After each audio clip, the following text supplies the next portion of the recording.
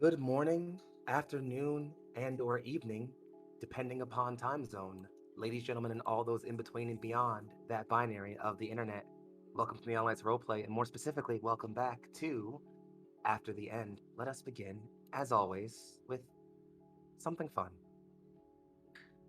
5 reasons not to fall in love with me. 1.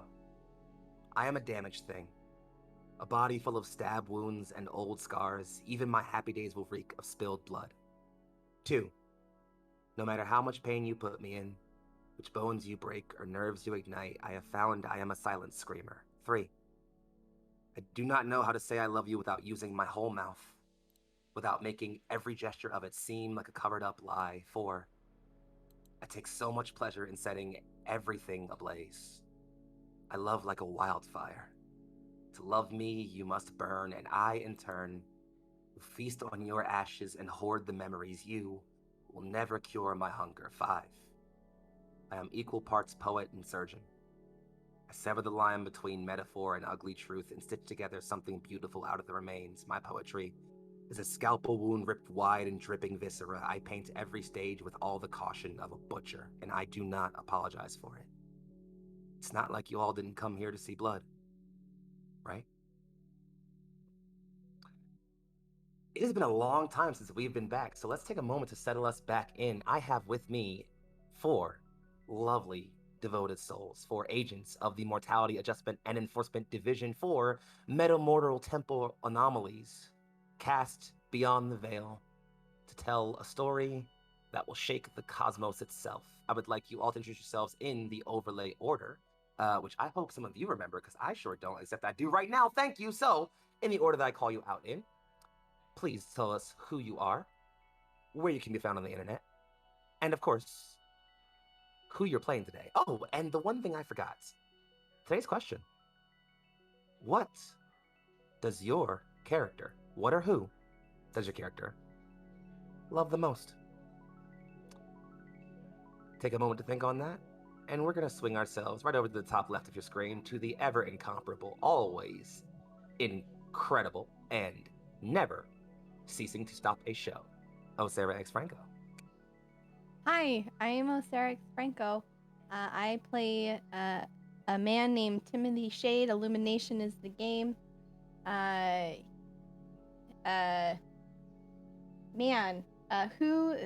what or who does Tim love the most? His daughter.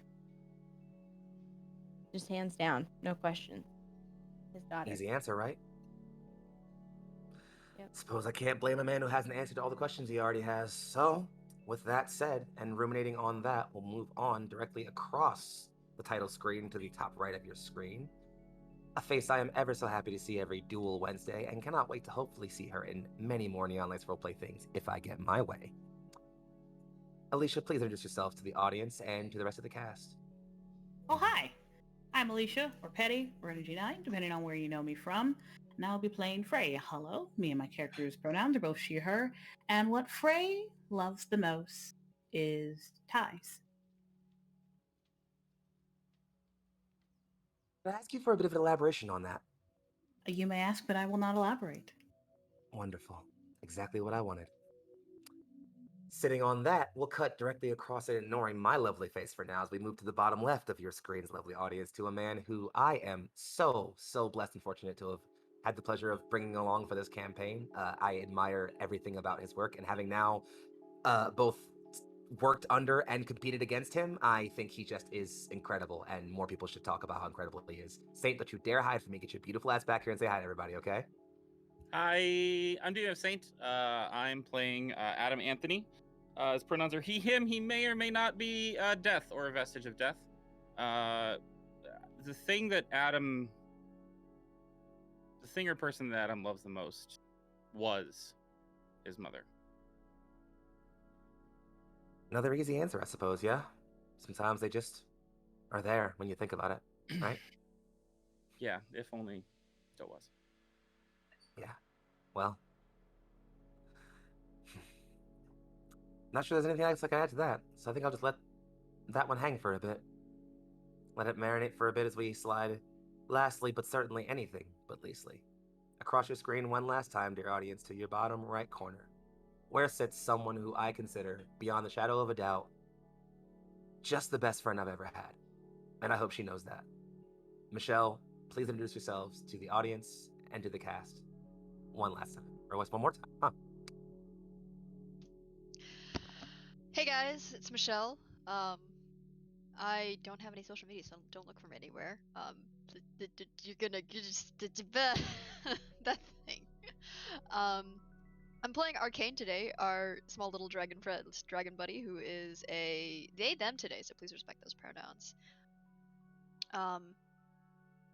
As for what Arcane loves the most, well, it's not really a who, since they're a package deal, but they're best friends, Avota and Asher. You could say they're bonds. Arcane, if I remember correctly, those two were the last thing you thought of before you died, yes? Yes. Interesting.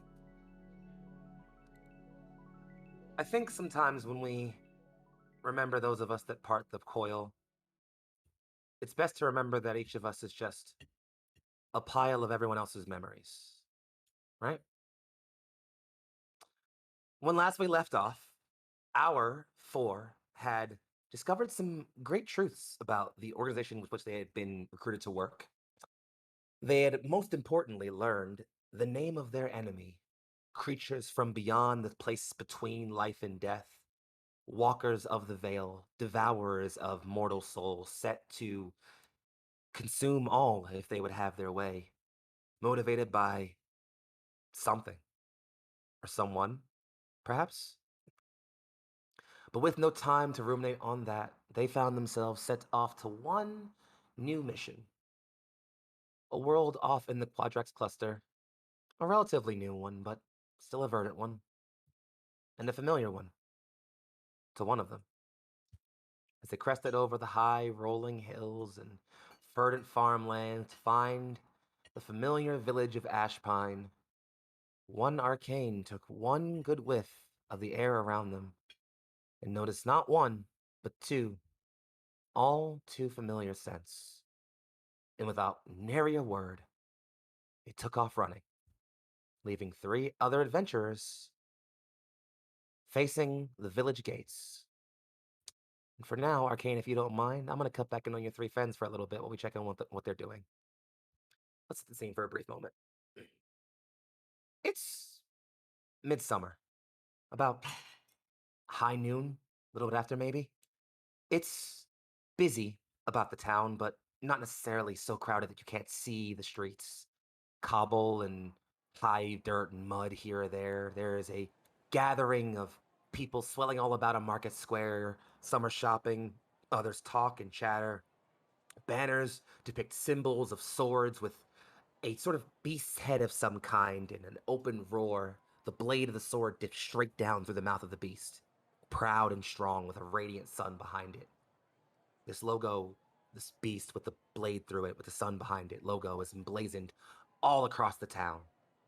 This doesn't appear to be any sort of celebration or festival, just an average day, but the air is electric. Everyone seems excitable and happy and celebrant and just talkative almost. And the three of you stand facing a high open gate, a large sign with a script that you can't quite read until you tweak your eyes just the right way, and the technology that lets you translate any script across the mortal realms kicks into effect, and you see the glyphs switching to showing whatever language is appropriate for you to show.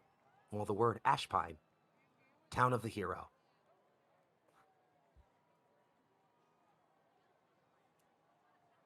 Saint, you're muted, friend. I don't think we're in Kansas anymore. What the hell is that? It's a state. It's like Midwest. No, Um, no, Adam. What the hell? What the hell is that? And where the hell did Arcane go? They can't just run off like that. Well, have you met them? we can go ask someone. And with that, Frey will start walking forward. The bulb will flicker. in Tim's shade, but he's gonna reach down. We have like a device that kind of like helps us locate where the bad vibes are, correct? You sure do, boss. Yeah, he's gonna reach down and try to like kind of like doing the dad thing where they've got the phone in the holster on the belt. Like he's got Of that. course. That's how he's got his like reader. So he's just kind of like reaching down trying to like undo the Velcro to get the reader out as he's falling prey and just being, well, now hold on, we gotta know where. No. Quick question: is it like a fanny pack like belt, or is it a belt belt? You know, Bit of he's both.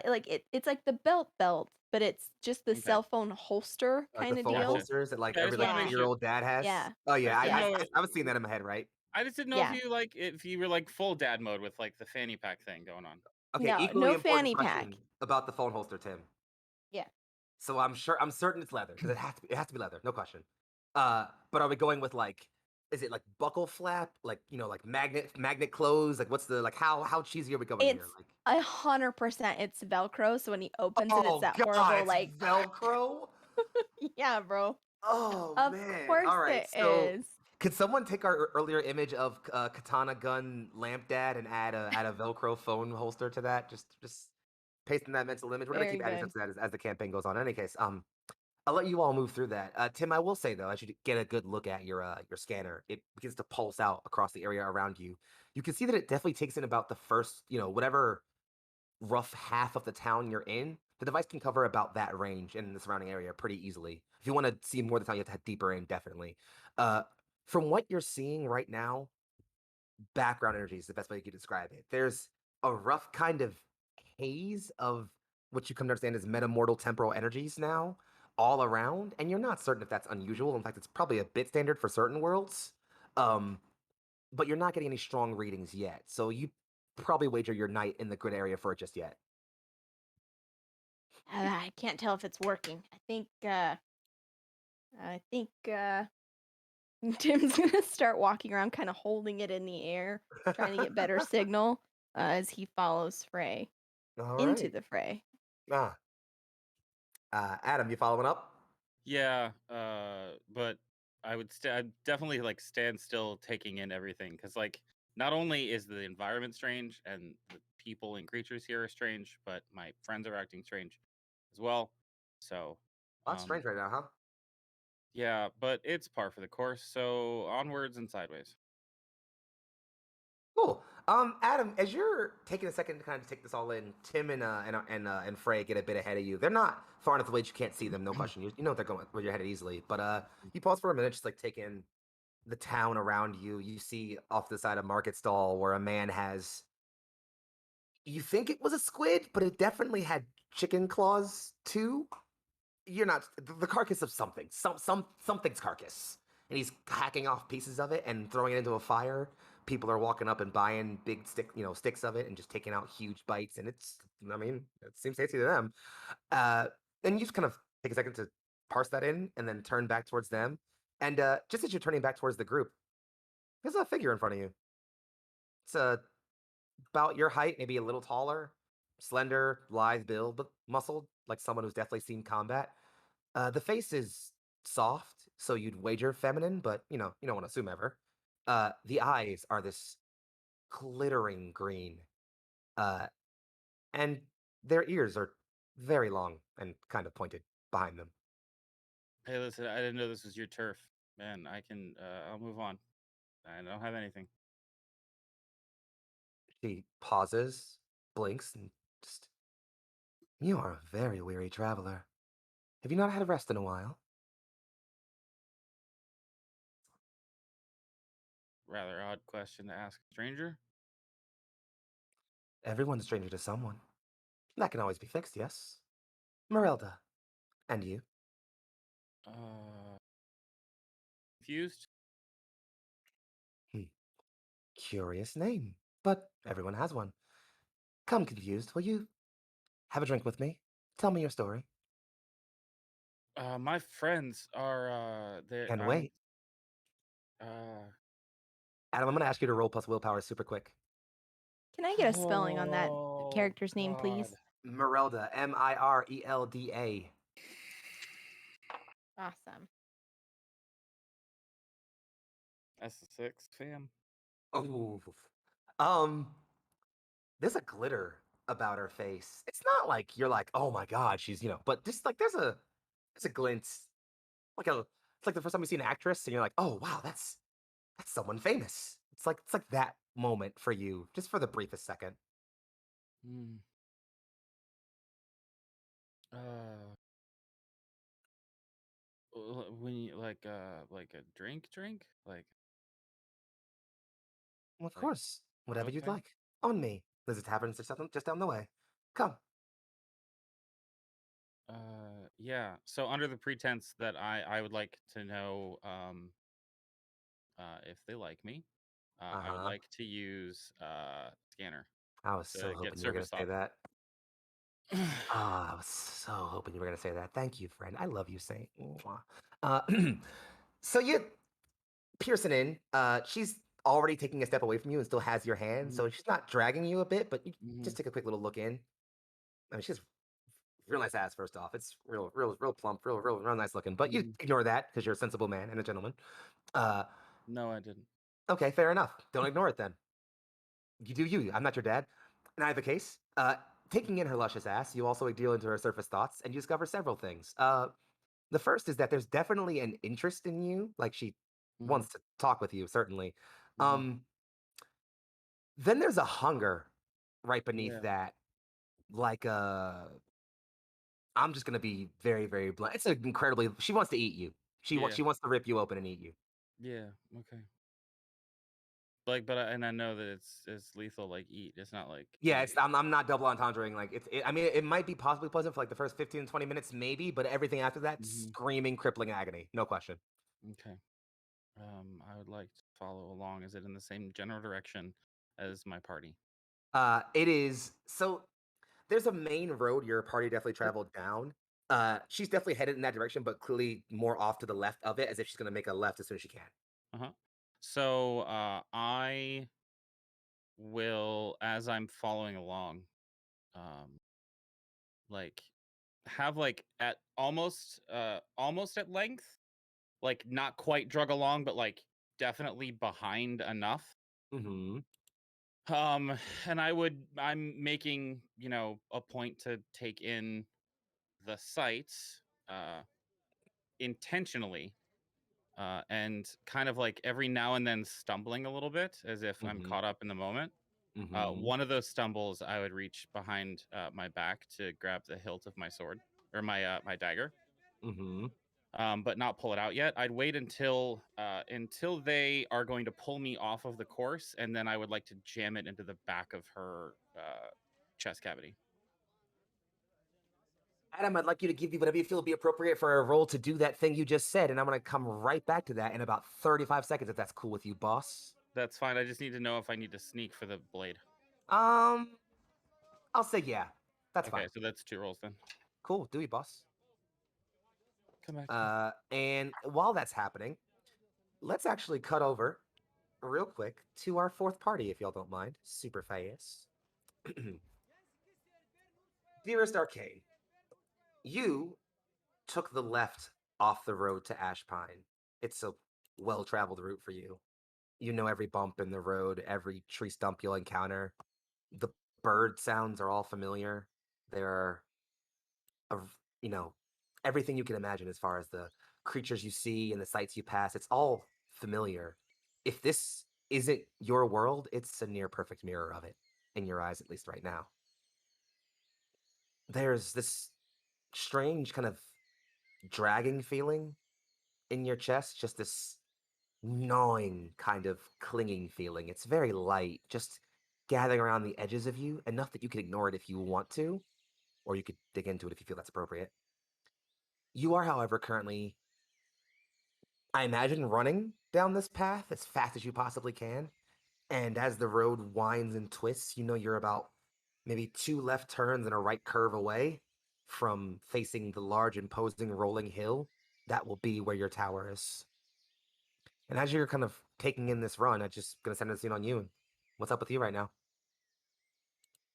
the last thing Arcane remembers is dying and yelling for Avota to run away and take Asher away, and just the two of them arguing. So the first thing Arcane is going to do is when they feel that discomfort, they're gonna still running, almost actually they're gonna take a leap and get into the air. Because they want to get as fast as possible to the tower. If they have to land on top of the tower and come down, that's what they're going to do. But they're gonna take in that feeling, and then also try to smell for their wards around the tower. Just, are they safe behind the tower? Did they make it right? That kind of just their You current status. And this is just the you take trying to connect into the magic that they left behind. Of course. You, as you're running, internalize this feeling as you crouch down and take a one mighty leap. Your wings uncurl out around you for a bit, almost like magic for a brief moment. And you don't necessarily usually fly much, do you, Arcane? No. No. So this isn't really flight as much as just a really controlled high jump, almost. Just that good quick jump, and then you're kind of gliding for a brief bit, and then one long inhale, drawing in both the physical and magical senses all around you. You definitely immediately feel those two scents again, the two of them, Asher and Avoda, together and stronger, so you're getting closer to them. And two, you definitely sense those, when you smell for your magical wards around your tower, you smell incredibly potent magical wards. More powerful than the ones you left on your tower, because they're not yours.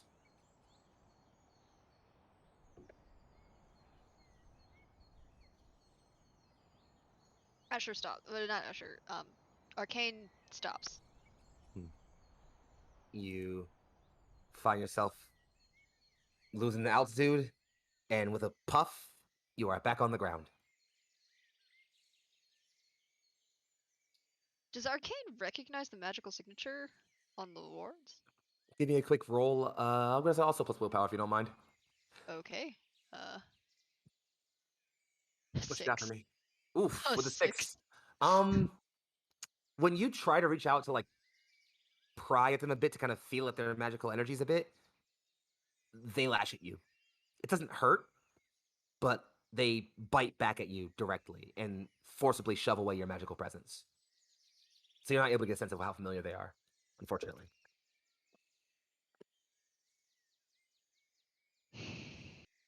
And y'all thought this was a sci-fi campaign.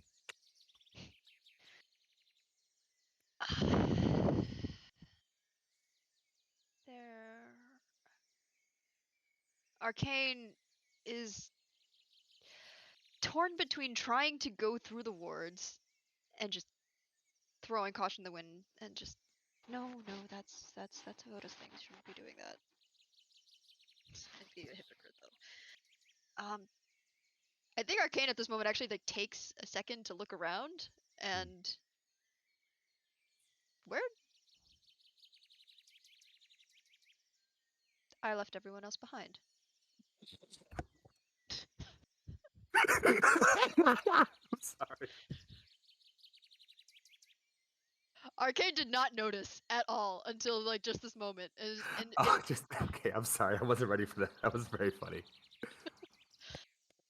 Oh boy. Okay, we good? Arcane is head and claw. Just I pulled an Avota. What? Why? Oh, I pulled an Avoda. Arcane is going to pull out the weird cell phone thing that they're not quite sure how to use and poke at the screen and see if they can't like communicate because they don't remember how to use the communicator.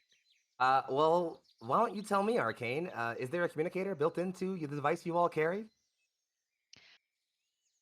I think Arcane's has it, but like they're at like rudimentary text level, and the only reason they know anything about it is because of Tim so helpfully walking them through that one time. So Okay, so like, then how about this? Why don't you give me just roll me a flat actually no, why don't you roll me plus intelligence for me real quick? oh boy, Yeah, let's see how that plays out. Roll me plus intelligence, please. a Oh, that's a 6. six. You just gotta start poking about with numbers for a bit, trying to figure out how this thing works. Oh, this is perfect, actually. I know how to play this out. Okay, so you press a couple of buttons, getting a sense of what in the world might be going on with those things that are happening. Uh, and just as you're tapping back in, you start hearing what sounds like a little bit of a scuffle. You don't get a visual on your on your communicator, whichever person you called isn't immediately like looking at you to communicate back to you, but you're hearing a scuffle, a very brief one. And to tell you how that scuffle's going, hey Adam, what's your role, boss? All right, so in order to stealthily get the blade out of its sheath, which I would have like behind in the small of my back, Mm-hmm. into my hand, I rolled an agility roll. Mm-hmm.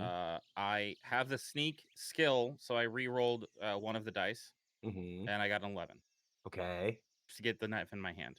Okay. As soon as she pulls me over, I'm gonna. So the other roll I got was a 10 Mm-hmm. Mm-hmm. for the actual like For the stabby stabs. shanking. Yeah. Yeah. Okay. Of Uh, course.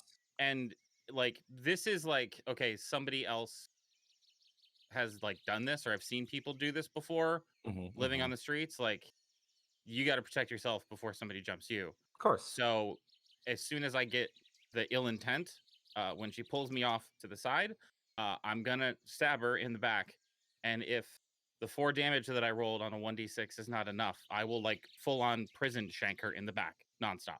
Um. Yeah. So Adam, you're being led for a while, by this Uh Merelda huh. for a while. And eventually she does kind of take that left, kind of Yep. like almost kind of like spur of the moment, pull you to an alley for like the dramatic make out moment. Or, you assume it's what she was going for, ostensibly. Uh, and yeah, she comes around and just feels pain in her Mm-hmm. back and stomach area. Oh yeah. Oh, just hold on for a second. And I go to like hold on. Like, oh, it looks like you've already had too much. And I go to like set her down on the ground. Uh-huh. Like you just rest here for a minute. I'm gonna I, go get some help for you. she's not dead. She's looking up at you with blood gurgling out of her mouth, and you can see her face is shifting in many weird ways you've never seen a face shift before. Like there's something writhing beneath her skin, maybe. Yeah. Listen. Don't try to eat things that'll bite back. She lets out a sound. It's like a gurgle with a bit of a roar in it. Does it sound threatening? It's it's trying to be. It's really not achieving a threatening effect, I'd say. Can I please slit her throat? Yeah, absolutely. More than welcome to. Yeah, Um, and I'll just put her head down a little bit so that like can't quite see, and it just looks like she's taking a little nap. Yep. Jeez. Yeah, so Arcade, the sound you hear when you tap back into your to calm, you just hear a and then a shh, it's okay. Shh.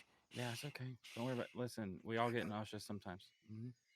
And then Adam, you feel like a slight, it's almost like a warmth. It's like like you get phantom text, like you feel like your phone vibrates in your pocket, Mm-hmm. but you know your phone's not in your pocket, but it's a weird, like warm feeling in your pocket. It's that, except the thing is actually in your pocket and you know it's your communicator. Oh, yeah. I'll pull the communicator out. It's Arcane. I'm so proud of you. Arcane is staring at the box, the strange box thing that is now talking to him with Adam's voice.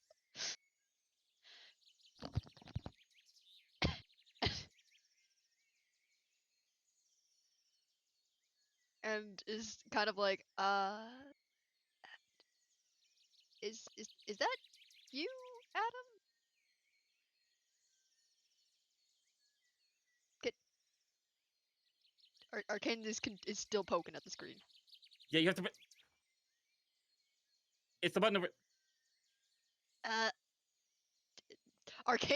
Arcane's finger is just like paw finger. Like you can see like the little paw pad, like just like poking at the This is screen. happening right now. Just like Okay, stop here. You got it. Okay, yeah, no, you got it. You got it. That's the button. Yes, that's the one. Yeah, hi.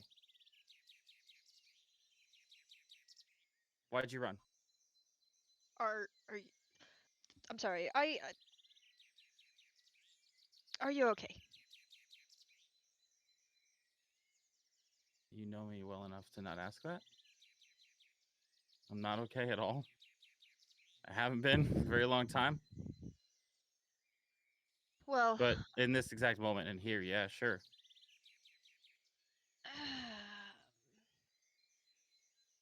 where are you guys? Just as a question. Yeah, hang on. GM, I like to look around for a newspaper stand that would sell me a map. There is a cartographer's guild stand just across the street, believe it or not. Just hanging out. Yo, you got a tourist map over there? This person wants to know where I am. They point to a rack. Also, you're an ash, and they point to a map and say, "Also, you're an ash pine." I mean, you knew I was an ash pine, right? That's where you left us. Oh, right. Here, and Adam will like hold the map up with his phone so that you can see the map and what's behind it. You tell me where I am on this map. GM, does the map look like what Arcane like? Is it the same map? Nothing's changed. Arcane, there is a map on your coffee table in your tower. It's literally that map. Like it's the exact. I mean, not like literally the exact same map, but like they're mirrors. They were made by the same cartographer. Clearly, it's their like perfect mirror. Okay. You know exactly where they are. Like you could find him to the building right now based on like where you're looking right now. Okay. Arcane is very torn on whether or not they should like go and try to pick them up or. Okay. Adam probably accidentally gets the girl in the shot for a second, slumped down on the ground. Arcane is. Oh, Miss Madame. No, Pleasure she's to see sleeping. you. She's sleeping. Arcane like takes another look and's like, oh, that's a shape. Well then, you're alive. I'm surprised. Well done. Thanks. It's not safe for you, and I'm. Yeah, I got that. But how did a shapeshifter get into this With a town? knife. That's in the town. I don't know. Oh my god! I'm sorry, guys. I fucking cannot. I'm just gonna mute, okay? Fuck it. I'm just gonna stop. Adam, do you know where's everyone else? I don't know. I thought I was gonna have a really good afternoon for like a split second, and I lost track of him. Okay. Can is there a way to use this weird telepathy scroll thing? Yeah, I'm a conference call everyone in. Yeah, that's a great idea. Let's do that, okay? This sounds like a great fucking idea, guys. So Tim and Frey, you two have been traveling towards the middle of the town. You find yourselves in front of a massive tavern. It's huge and easily 2, maybe 3 stories, hard to tell from the outside. It's also bumping. There is so much music and noise coming from inside of it. It's almost hard to hear on the streets. There also doesn't seem to be any occasion. Like there's no festival being denoted or anything. There's no holiday markings. Just people turning down for what, you know? But in any case, you're all standing in front of this, and Tim, as you're looking at your screen and like trying to figure out, get some pings, and you're starting to notice that as you're moving closer to town, you're taking in more of the town. off in the south corner of like like you're assuming like not just like maybe a picture of maybe 3/4 of the town. Often what seems to be the southeast corner of your display, there's definitely some stronger gatherings of that energy. You're maybe like, okay, whatever you're looking for is probably off in that direction, maybe just about. And it's just as you realize that, you get a small blip in the corner of a conference call from Arcane and Adam. Frey, you get the Before same I message. answer, I answer that, you said that there were a bunch of banners. It was like a sword, and it was through what A exactly? beast of some kind Through a beast. Okay. with a radiant sun behind it. Okay. Yeah, Tim's been kind of awkwardly sidestepping because I imagine that Frey has just been like straight through the crowd, just like Mhm. That is cutting right correct. through. Mhm. So Tim's doing that awkward, like tall guy, kind of like dancing around, holding out the device, trying to like get a ring. Sorry, excuse me, pardon, sorry, as he's done that. And if Frey's like stopped in front of this tavern, Tim's like, oh, okay, all right, I think we're gonna call Frey. Give me a second, okay. And he's gonna boop it through and like just too loud. Hello? Sorry, you guys are killing me today. I can't. Oh, Tim, this. Oh, okay. So that's how it works. You figured out how to use the communicator. That's pretty slick. Where the hell are you? I'm at my tower, but Your tower. yes, my tower. This is my hometown. Oh, this is your hometown. Welcome home, Arcane. Thanks, Frey. It's just strange. I had wards. How to explain it to non-magical folk? I had shields, or an alarm system around my tower, and it's still there, but it's not mine anymore. Well, yeah. Arcane there, bud. You died. I mean, yes, but my wards are meant to be powered long after my death. Right. We But do not know how long it has been.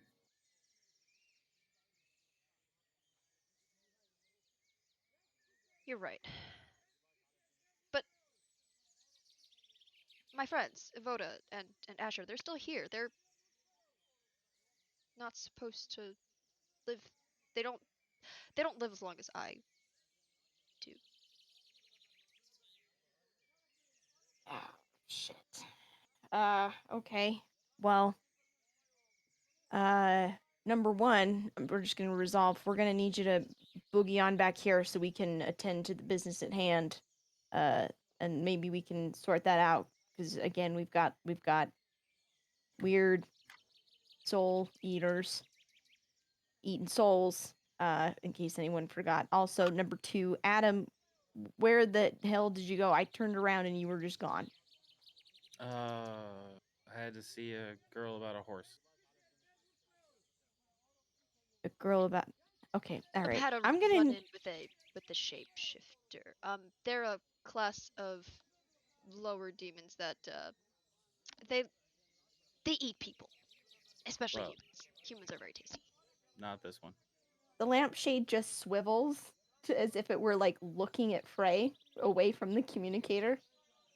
Are you hearing this?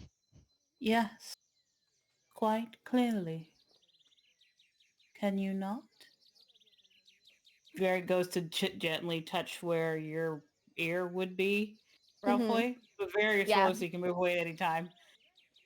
He does not move as you kind of reach up and like put your hand on the lampshade. The bulb flickers inside. Okay.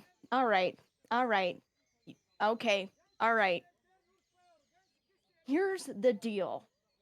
Meet us at. And he looks up at the tavern. Is there like signage on this?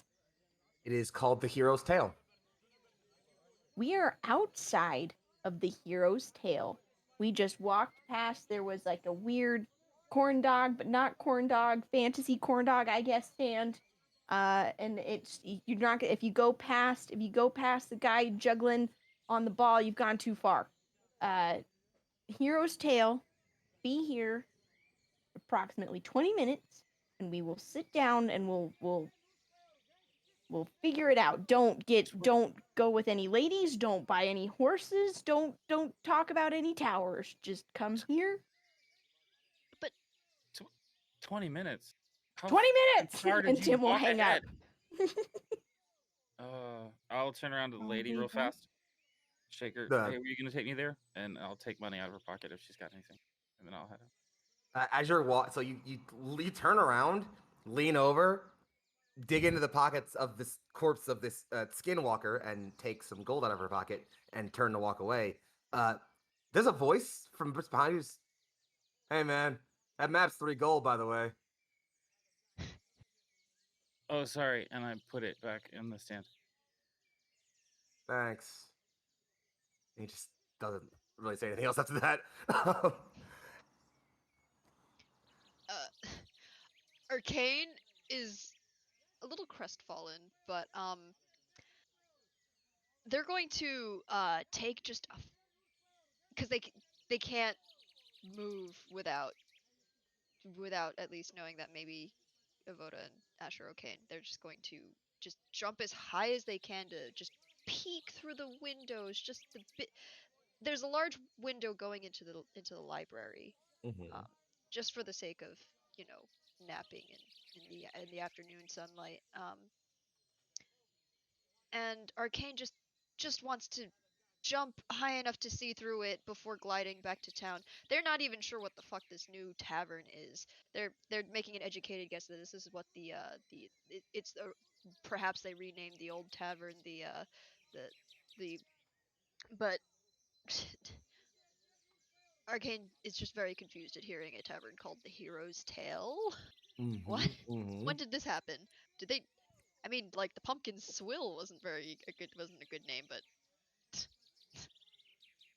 So you get one more good high leap in the air, Arcane, trying to see if you can get a sense of what's happening inside the tower. One last leap and you're aloft. You peer through, looking toward the library, and you see 2 things. One, there's a figure moving not through the library, but through the hall just behind it. Uh, Looks relatively masculine presenting, broad shoulders. There's a sword at their back, and they're just walking calmly. Uh, that's about the only thing you see. As you're coming down, can you roll me plus willpower one more time, love?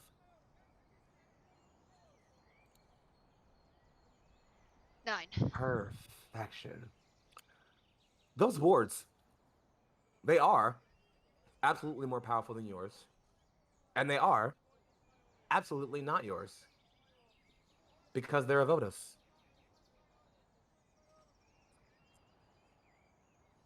She finally took up a magic discipline.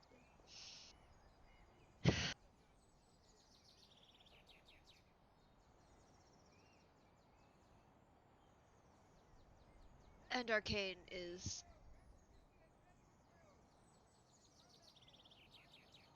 gonna turn around and they're going to glide back to town. As you're turning to glide back towards the town, I just know. Arcane, you turn to glide your way back to town, and you hear a voice in your head. Familiar, but not the same.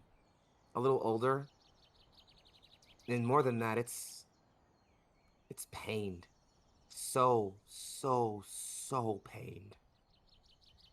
And they say a single word, a question, a name. Arcane? It's Avoda's voice.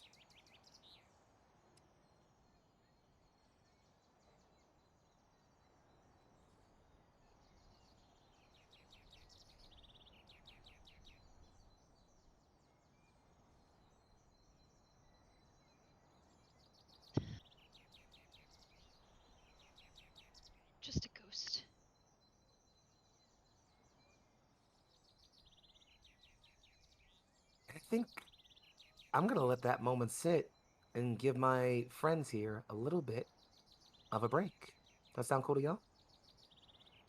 We'll assume you're all making your way towards the hero's tale with no issue, so we'll skip the preamble on that and have you all reassemble in there when we come back from break. But for now, you all at home, please don't touch that dial or that browser. We will be right back after the end. Please stay tuned. Lucian, take us out, boss. And we return. Oh, there we go. And we return. Welcome back to After the End. When we last left off, our separated adventurers traveled through Ash Pine continuously. Adam had a rather conspicuous encounter with let's say, a rather devilish looking woman. And the rest made their way toward the tavern called the Hero's Tale. There was a bit of a conversation amongst the group. The agreement was to meet there, but just as Arcane began to turn back from the path, a voice, a familiar voice, called out in question to them. Let's actually settle right back in on there before I head back to our adventurers and I ask them what they're doing. Arcane, are you turning back? Are you going with your friends? Or do you press forward to the tower? Choice is yours. Arcane takes a moment to pull out their weird communicator slab and they just start. They try to. I believe Tim called it a text? And they just. They're poking and. Don't wait for me. Friend needs me. Try to find a compendium. You'll need it. Send. Why don't you give me a roll plus intelligence to see how well that comes through? Okay. And as you send that message, That is a 5. that's a roll. That's a number. Roll. It's a number. And as you roll that number, you turn to head back towards the tower. Focusing your eyes, a quiet settling over the wind. It seems like even the birds begin to give you pause to think. And as you move forward, the rest of you, Tim and Frey, who are gathered outside of the Hero's Tale. Adam, it's thankfully not that far to make your way there. You don't really get too lost. It's honestly just straight down that main road. You can almost see it as soon as you make that turn back. I was already on my way there. Yeah, you're all good. Not a problem.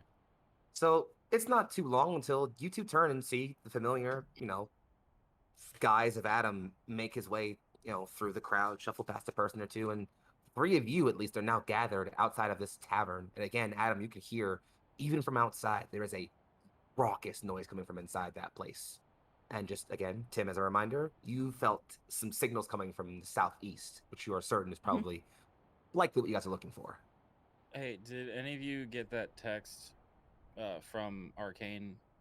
Could you understand anything?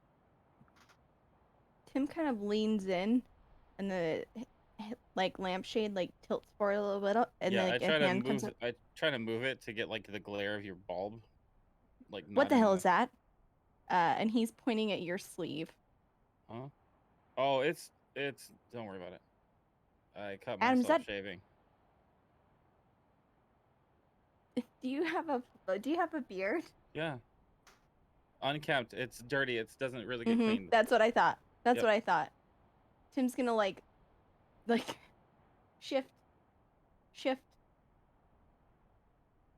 shift around to Frey. Yeah. Are you seeing this?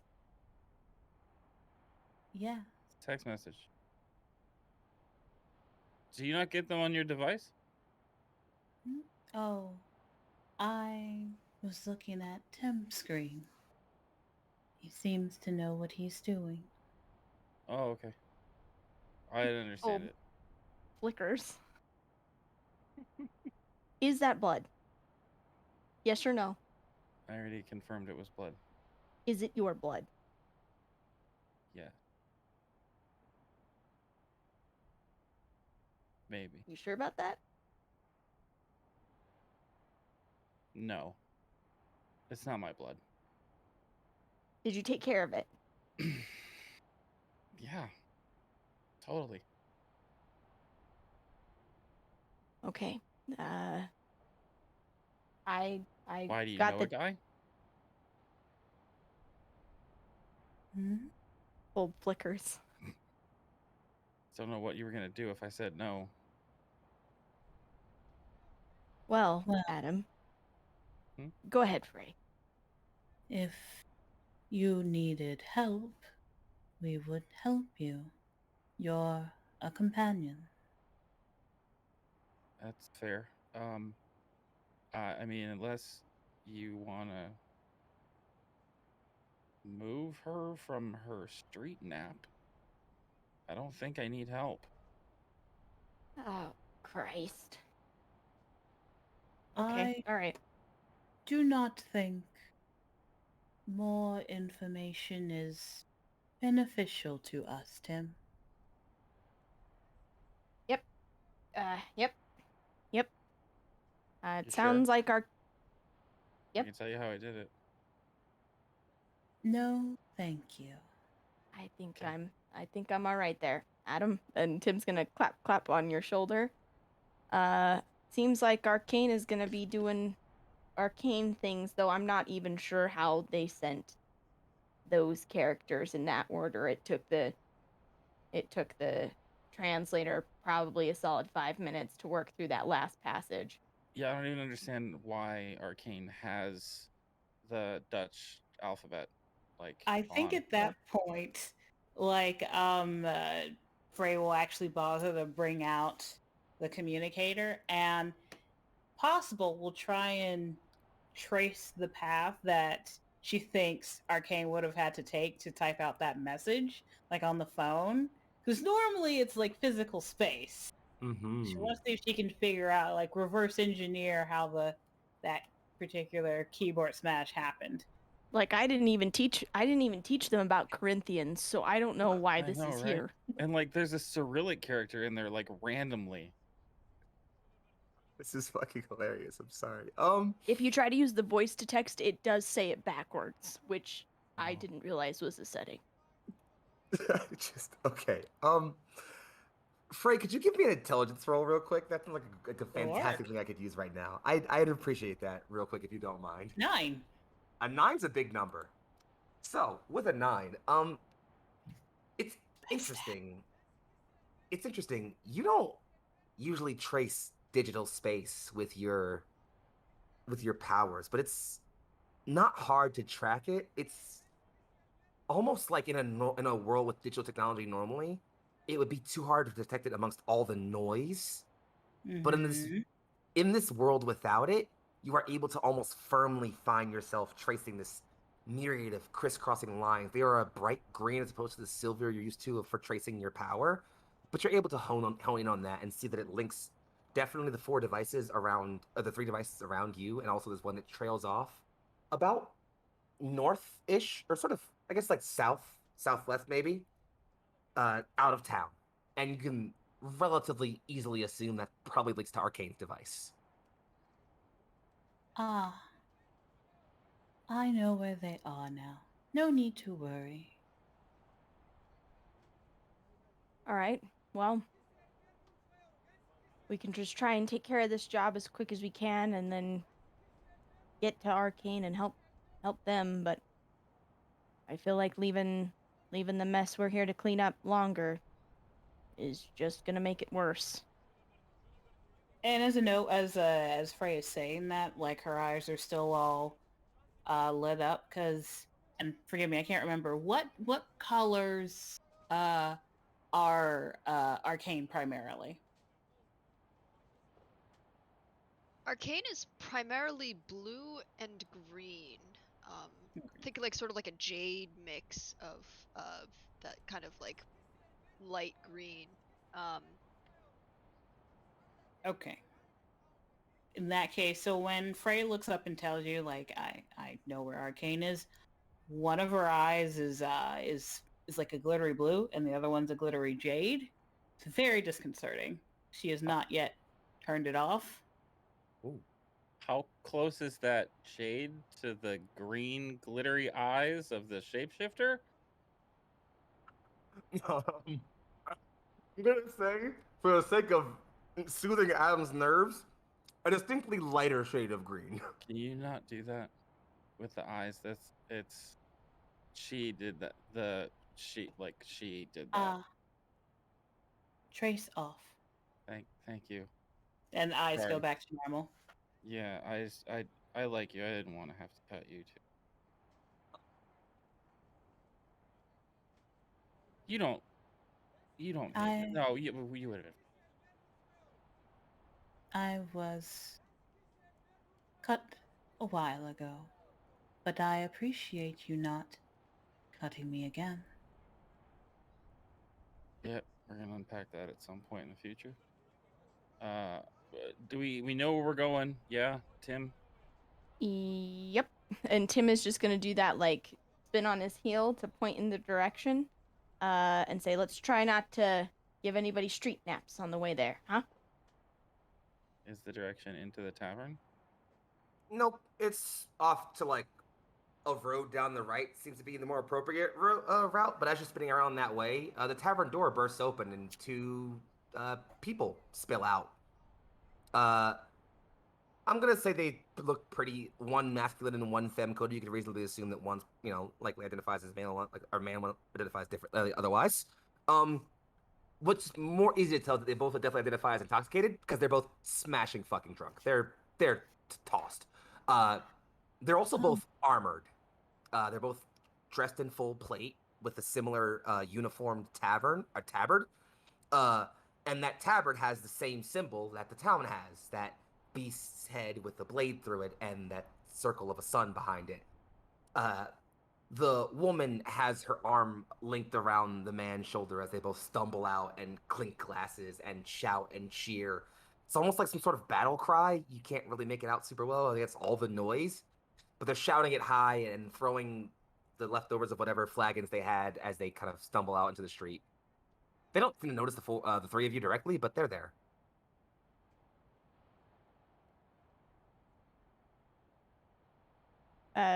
Tim's just kind of tapping on his device, and then is gonna turn.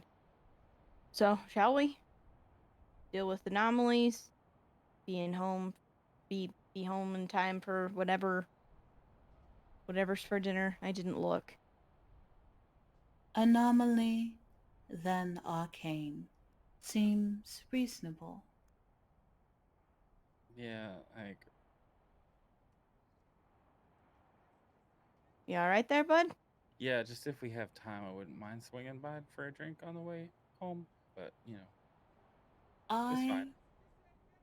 I am not sure that is your best path forward. Oh, I guarantee it's not. Hey, speaking of pass, you mind if I cut in for a second?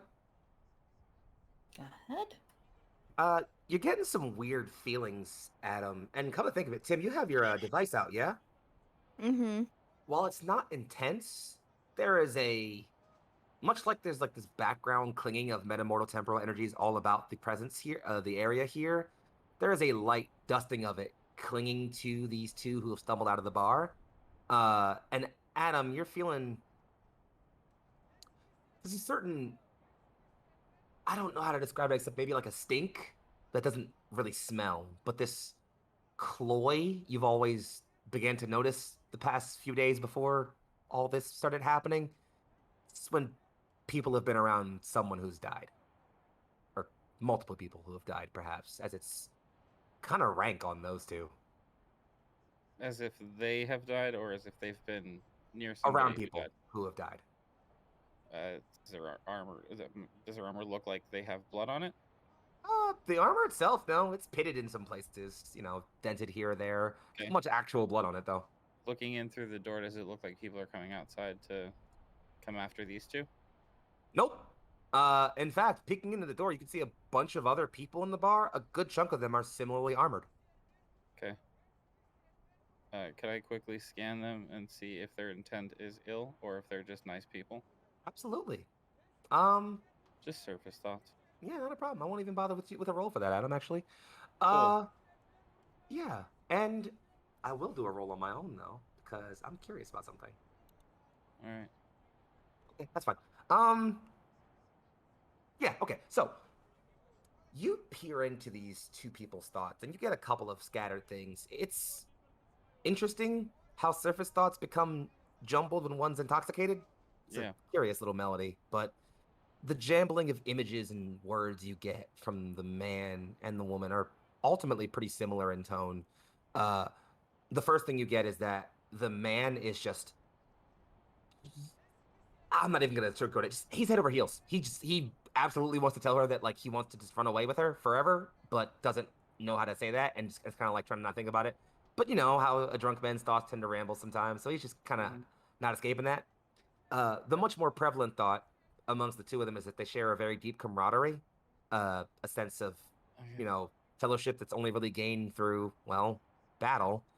Uh, there's also the flashes of memory, recent memory of battle. Very recent. You don't get much of it, no details, but you can feel the anxiety and the Yeah. fear and the occasional bits of pain, and more than anything else, the loss, the ones who didn't come back. Uh, yeah. I mean, I'd follow Tim and go by, but I would lean something. I would lean in and say, whisper something to the woman on the way by, and I'll DM you Sure. if that's okay. Have none problem at all. Tim's gonna kind of note the readings and look back at the two standing there, and kind of around at the banners, they kind of noting that they all match. Right, you read a lot of fantasy books?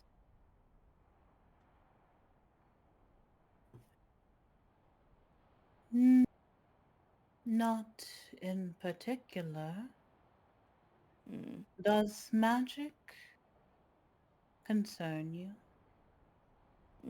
No, I just don't really have a frame of reference for this. I mean, I saw Braveheart a number of times, but I don't feel like that's the same as what we're dealing with here.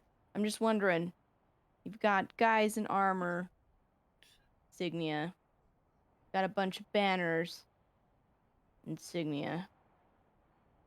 I'm just wondering, yeah, look at this. He's gonna show the scan to Frey.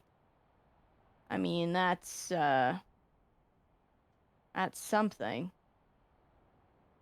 I'm just wondering if maybe we've got a bit of a occupying force on our hands, sorts. I don't know. I think we should just head out, see what we got Probably. going on. I mean, listen, we got a job, right? Yeah, we got a job. It's not our thing. No, just might want to be careful, right? If people are on edge. As the group of you are starting to walk away, with Adam indicating his blood The bulb covered flickers. blood covered arm, we still aren't certain exactly whose blood it is, but it's someone's. Um, and as that's happening, um, the last thing you all see just behind the corner of your eyes is the woman just collapse on top of him, just like fully throw herself into a makeout with this guy, and then the two just roll themselves back into the tavern, clearly intent on having better times than what can be done publicly out here in the street, as even in fantasy worlds, there are public decency laws. Ah, seems fun. Hmm. And the bulb will kind of like dim a little bit for like a beat, beat, beat, then return to its normal hue. And Tim's gonna start walking towards the reading. Start making your way down the road.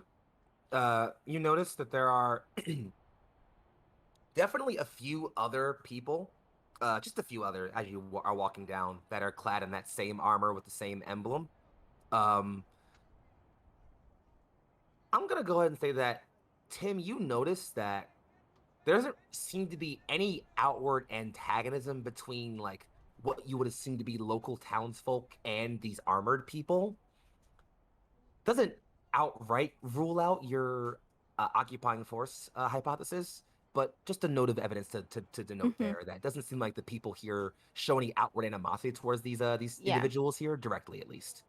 Yeah, Tim's not he's not trying to like cause a ruckus or get involved or anything. He's more Mhm, like, okay, like if trying to determine intentions. So if we're like mhm. fine on front like main roads or if back roads are a little more the option, trying to figure out the best way to blend into the situation, not necessarily influence. I think the best thing you're noticing is that there honestly just appears to be this, again, like very electric air of almost celebration just about everywhere you're going, to the point where no one really seems to take notice to you all. You wager whatever this your disguise belts are making your appearances look like.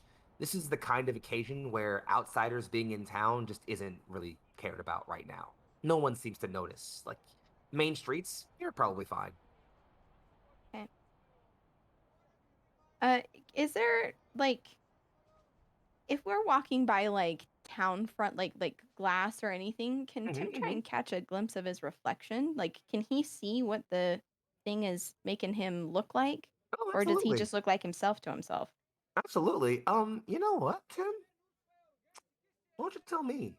What do you look like when you walk past a pane of glass? Actually, it's funny. It's a shop that sells mirrors. Actually, they've got one up on display with a nice gilded border around it, so you can see like the embroidery work they do. And you walk past it and catch a good glimpse at all of you. And actually, real quick, just to have as a nice scene transition before we move on to over to Arcane, why don't all three of you tell me what you look like as you move right past this house of or this mirror shop right quick? What do you look like in this new world? Take your time on it. Uh, Tim, Tim will kind of like he does one of those things. He's walking with intent. He's trying to get to where he goes, and out of the corner of his eyes, he'll catch the mirror and do that stop, like on his back foot for a second, and stop and look. Um, he's like tall, a slender build, broad shoulders. He'll have like a very pronounced jawline with like trim facial hair that kind of traces down and like accentuates that below high cheekbones, a very straight narrow nose with like bright green eyes and a strong brow. His hair is kind of like bust up, and yeah, like he looks handsome. And Tim will kind of stand there for a second and look.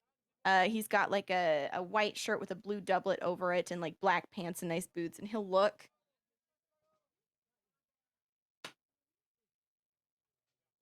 shrug, and keep going. Word. All I can right. do I can do Adam real fast. Hit it, boss. Adam glances for the briefest of seconds and does not register what he sees, at least in any outward way. Adam looks mostly clean shaven, except he has a mustache that is quite full but very well groomed. Not like curled up, like just a full mustache. Right. Um, much thinner. He's wearing a button-up shirt, like a dress shirt, nice, with rolled-up sleeves and a vest over it.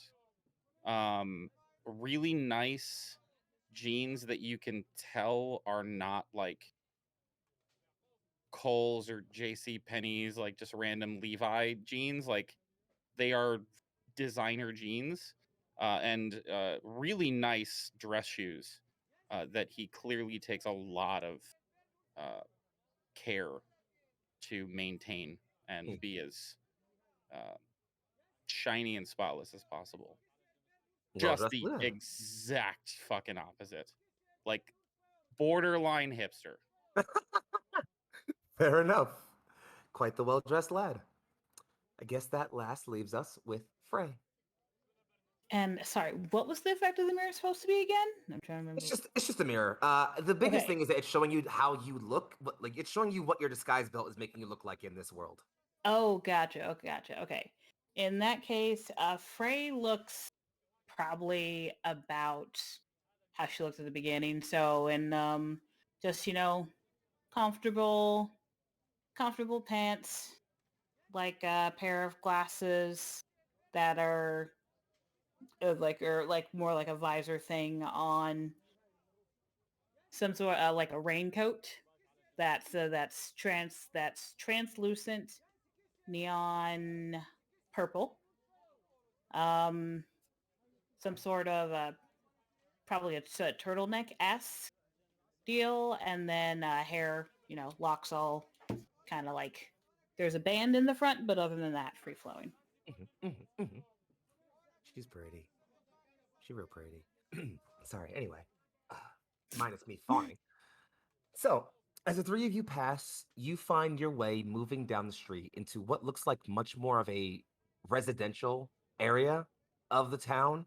You're starting to see less businesses and buildings and more small huts and hovels, maybe a small gathering or family home. And Tim, that reading is definitely starting to improve in strength, getting closer and closer.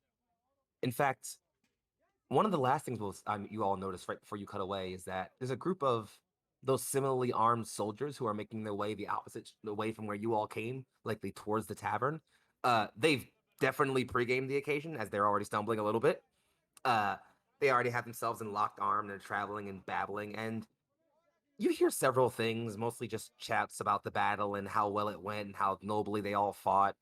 They start talking about friends they lost. You hear them talk of Ramona and Lamir, good friends of theirs who fought honorably and couldn't make it.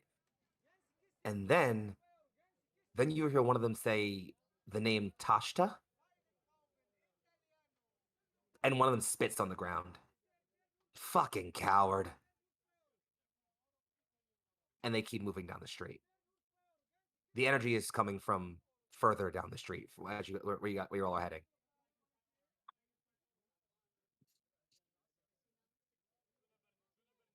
Well,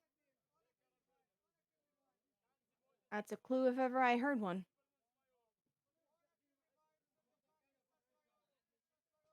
A clue for what? I couldn't figure out what it was. The readings around the soldiers, it kept being strong, right? We're here to find death stuff. They're talking about death. There's Yeah. one particular friend that they're not so friendly about. Tashta.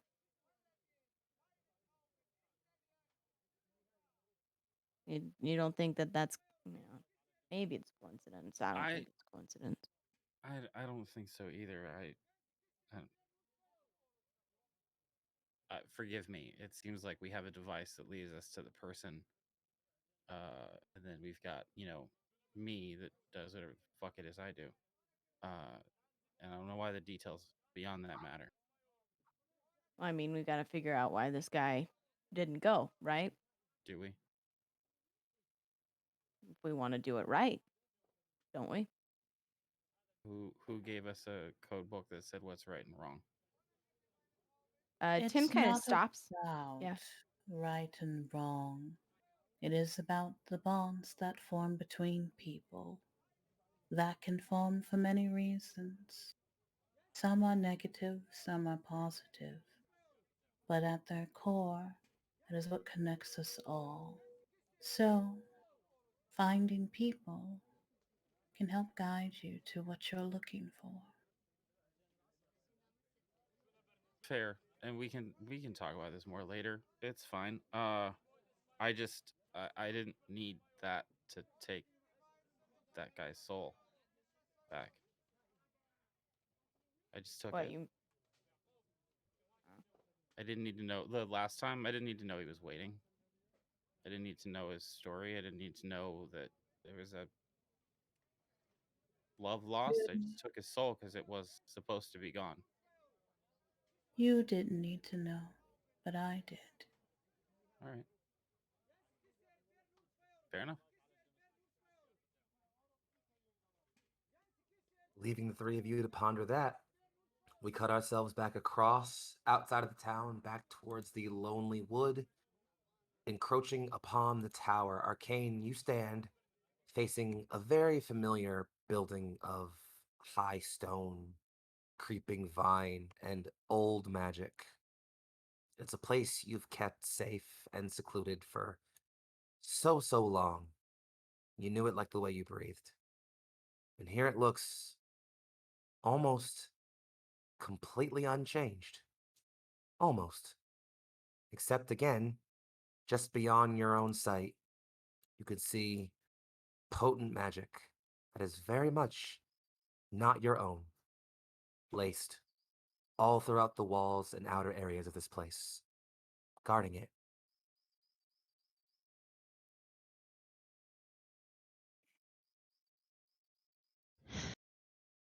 Ah, be rude to keep a lady waiting.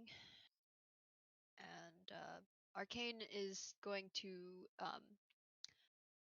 Arcane's going to let out just a briefest flicker of their own magic. Just breathe their draconic signature specifically in a burst of light flames. Just a smattering of a flickering. Um, sort of like in greeting, just at the door, like just outside. The door to the tower opens. The front foyer of this hall is wide and encompassing. There are doors that branch out to halls on either side, and a grand staircase that leads up towards the higher levels in the tower, towards the library where you have spent so much of your time. And sitting on the stairs, in a crimson red dress that flows down towards her feet which are bare, and her hands folded tight towards her chest, a look on her face like she hasn't slept in quite some time, is a much older, well, not much older, but certainly touched by age. A woman. Her hair is focused and her gaze is cold, and she looks not at you, but past you, almost. Arcane?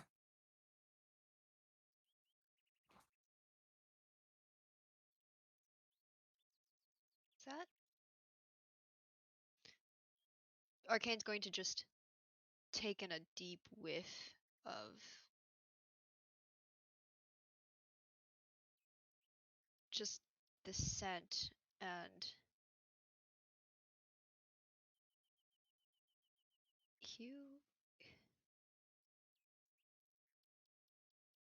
you look tired. The woman tilts her head, still kind of fidgeting with her fingers. Just, Ar Arcane? You can hear footsteps from the staircase behind, slow, descending, until up from behind the woman walks not a boy, but a man. Tall and muscled, experienced, look like a veteran, a slight scar over part of his eye, hair scruffed, but still with that slight innocence to his face. He comes just up behind her, places a hand on her shoulder, and just, you're seeing them again, aren't you?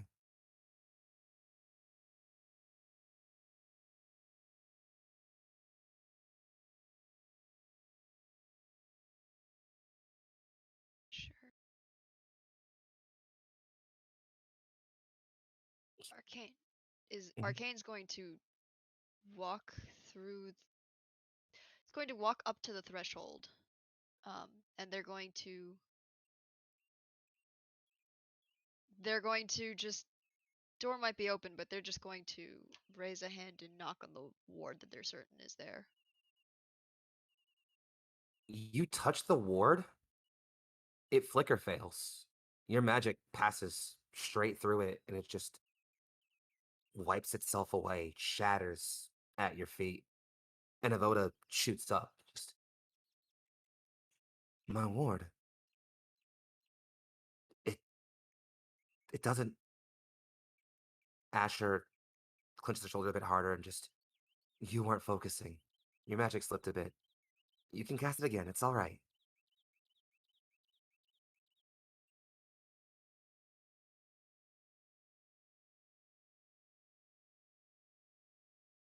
Is Asher looking right at Arcane?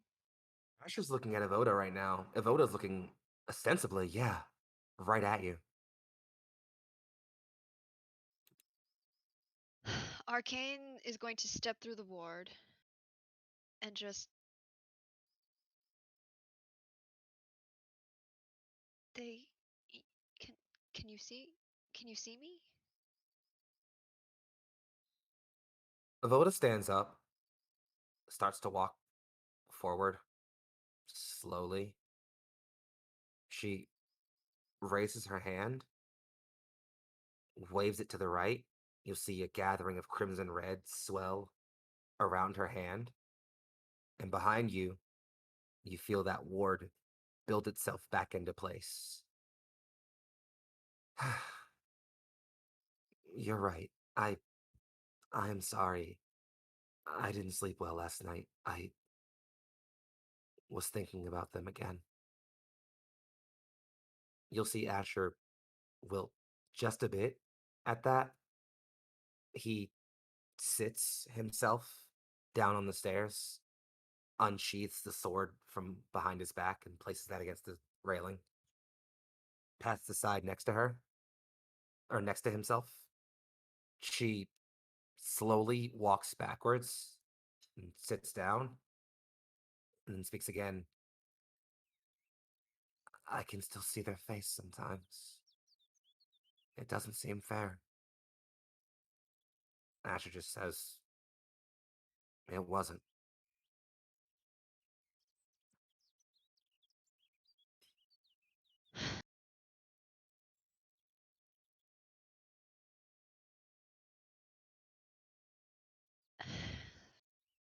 Arcane is going to just desperately just snap a finger, and they remember from almost two decades now, just their first meeting. A sparkle of fire just gushes out between them, but like not the kind of sparks meant to harm, but bright, beautiful, almost warm in greeting.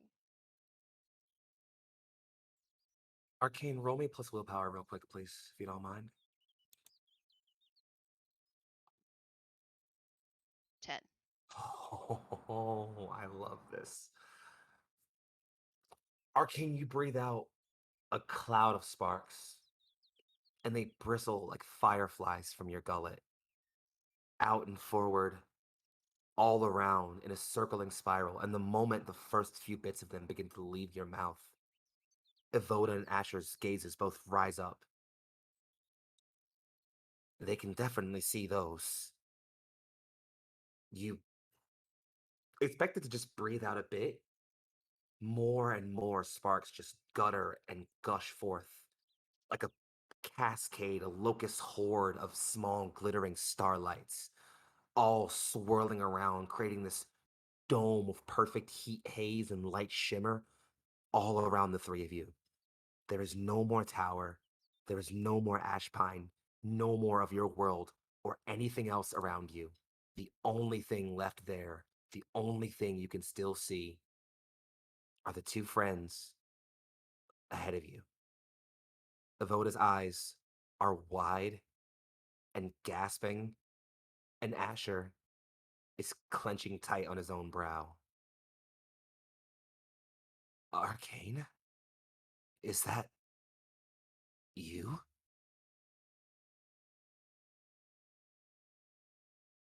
I don't know by what. Well, suppose perhaps I do know what miracle brought me here, but it's me. How are you? That's not... You shouldn't be. I'm still dead. Then why are you tormenting me? I'm not here to torment you. Why would you think I'd be here to torment you? You're okay, right? Like, just... Shut up. Shut up. Stop. You don't get to go away for that long and come back and act just like this again. That's not fair.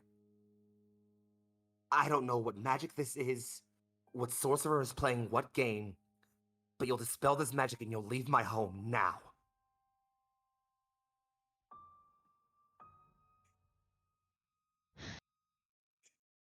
You grew a backbone.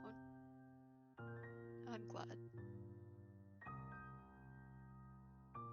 He clenches tight on his left hand. Evoda wraps her right around his left. She breathes once.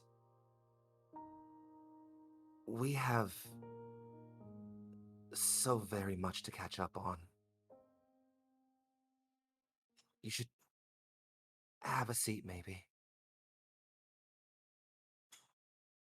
And I hate to cliffhanger that scene that hard, but gotta check in on some friends real quick. Sorry. So, back to our lovely compatriots here, who I hope aren't crying yet, because that comes later.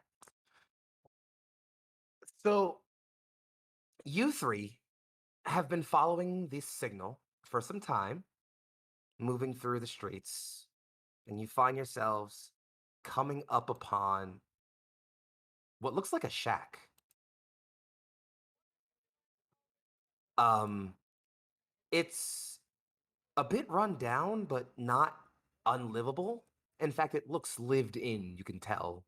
There's a slight light candle flame in the window, the only window. The door looks rickety but fastened with something to keep it closed. There's someone inside, and they are giving off a hell of a reading. Well, found our guy or gal or non-binary folk. There's a thing in there and we need to get it. All right. I mean, I feel like I've established I'm utilitarian on this, so I don't know what else we need to do. Well, try knocking. Oh, to be clear, when Frey said all right, you went for it. Yeah, immediately. Yeah, awesome. Fair enough. Yeah. You knock on the door, nothing happens. There's no answer. Second knock? Go away.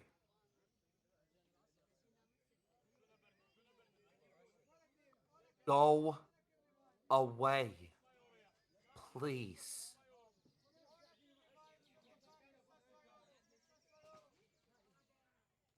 Here to help.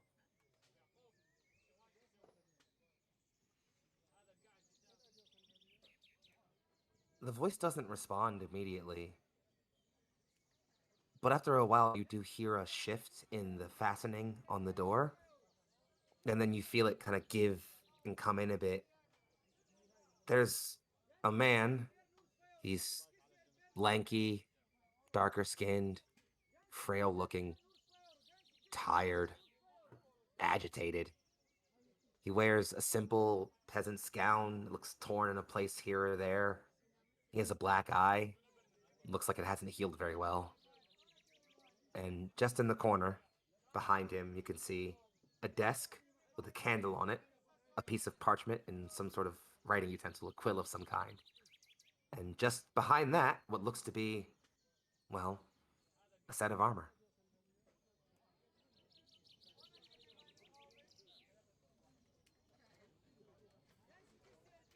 Tashita? I don't get called that name much anymore.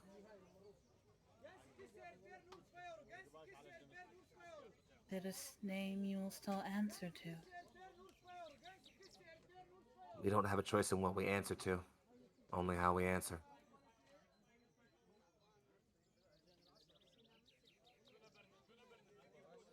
What do you want? To help you. I cannot be is- helped.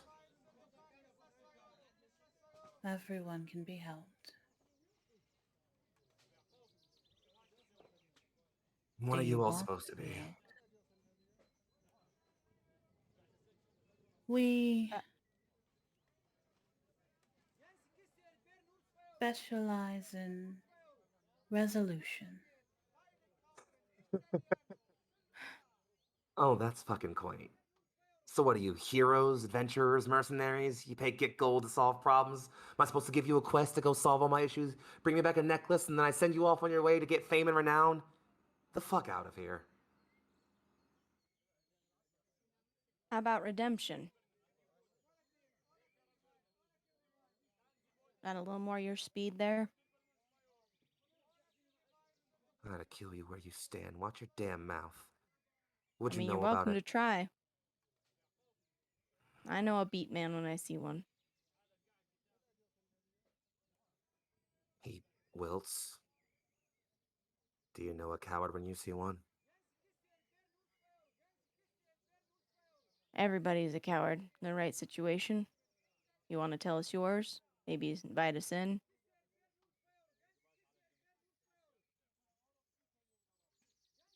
He kicks the door open a bit more. It swings open so you can now take in the full purview of his room. Just across the small shack is a little bed. It's got a gathering of blankets in it, kind of hucked up to one side, kind of make a sort of makeshift semicircle. And nestled in that small semicircle of blankets is a little human. Very, very small human. He motions with his head.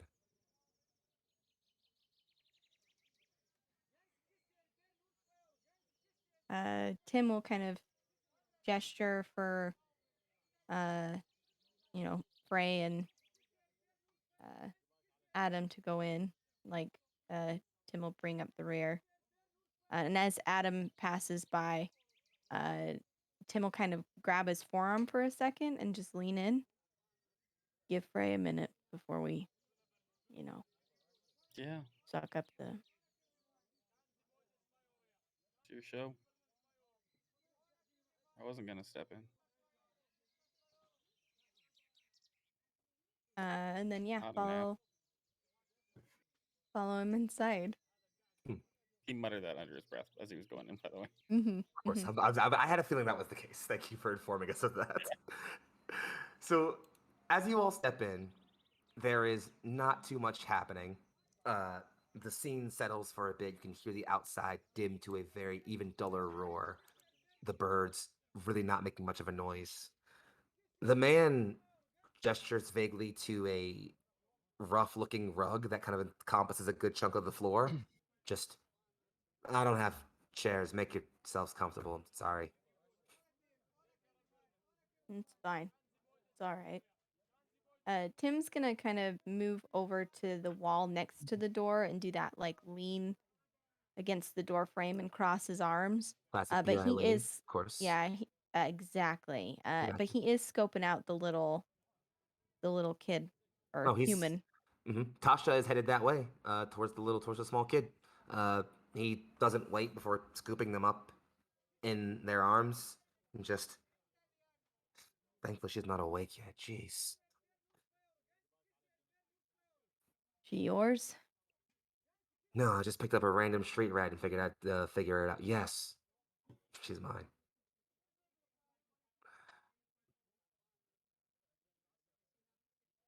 Adam wonders to himself if we're related. Sitting against the wall.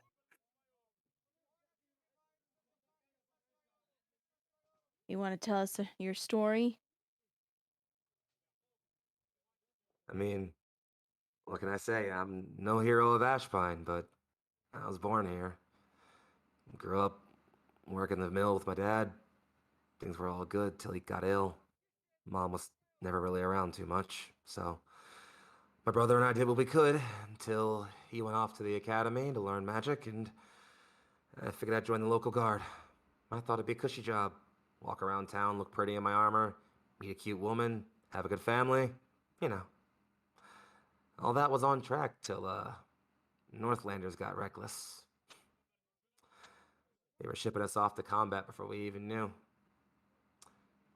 And, right after that, I got the call that, this one here had been brought to the world at the expense of her mother. So I did what I thought was right. Came home. You could say that. What would others say? Others would say I dabbled in things I shouldn't have because I am a speckless coward and a spineless fool who does not deserve the name of this proud town. I think that's how the story goes these days. What do you mean? We're not really from around here, so what might be common knowledge to you is not so common with us. Hmm. I got that feeling. You all remind me of, whatever. Listen. He taps the window, points outwards. Up on that mountain there, there's an old oracle. They say if you bring her enough gold, she'll tell you your future. I didn't hide from battle because I thought I was gonna die. I hid from battle because I knew I would.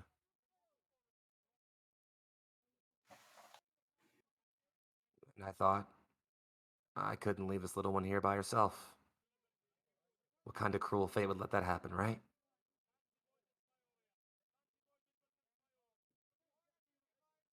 Yeah.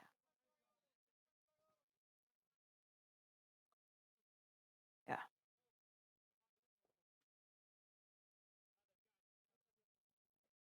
So,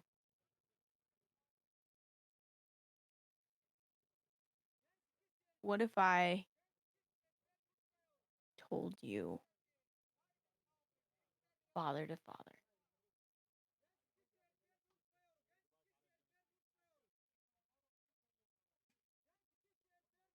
that uh, in order for her to have a life that makes sense and is safe, that you couldn't be a part of it?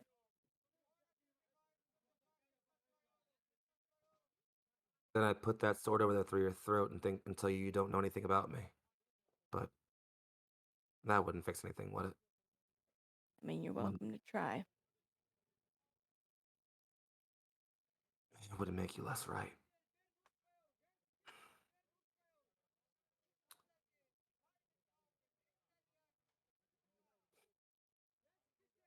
Look, I know what I did wasn't fair to the world or whatever. I don't know if you all are one of those weird death cults or some of those other religious folk, but I get it. Universal Catholic. balance or whatever. Bless you. Doesn't matter. Look, I don't know how they do it over there in the land of the Catholics, but around here, there's a tale that goes around. There's this legendary hero, right? Supposed to be some regular fucking kid, just grew up here. Hang on. Hang on. Just just hang on. And Adam's been getting visibly like shifty in his position and like not Mm-hmm. comfortable. Mm-hmm. Um Listen, I know you're about to tell a story. And I'm sure that it's a great story that you've been telling yourself and that you've been believing that other people see in you. I get it more than you fucking know. Um, but here's the thing.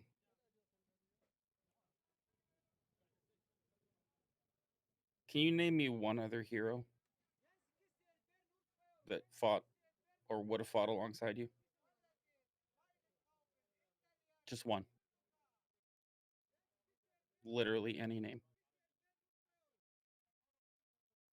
Can't say one comes to mind. So you are the last great hope of this town. Or were. No one else. Well, no. Lots of us went and fought and died that day. I Right. guess. Right. So, like, other people could do that. Who else was going to come back and do what you did? Huh. Huh. You know, a man doesn't get as old as I do and find himself thinking new things this late in his life. Thank you for that, stranger. You just gotta be careful the stories you tell about yourself, you know?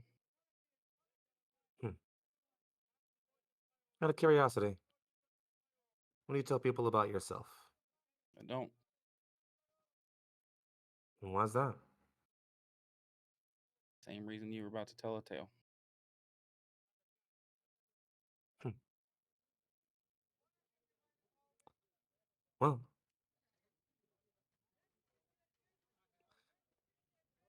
so what's this? You all local lords, tax officials, or executioners, heralds? Am I being sentenced to death, or how's this go? Adam gets quiet again.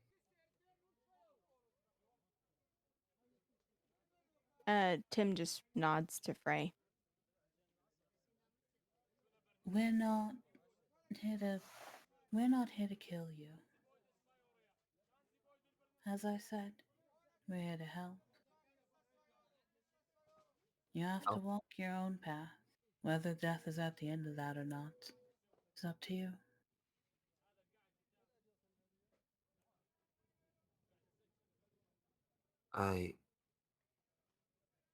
I've just been hiding here.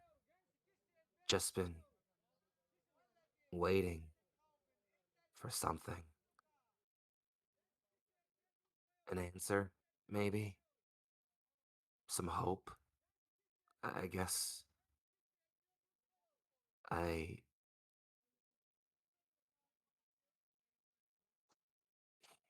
You're waiting for your path to find you, but that's not how it works. You have to do something. No choice is also a choice, but it's not right. You, most of all, can't afford to just wait. You have to choose.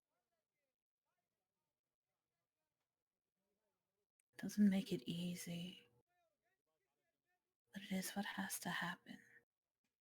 Compassion from compassionate people will always hurt them, but you do it because it's right.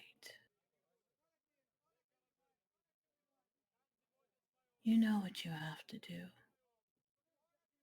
You're just waiting for someone to agree with you,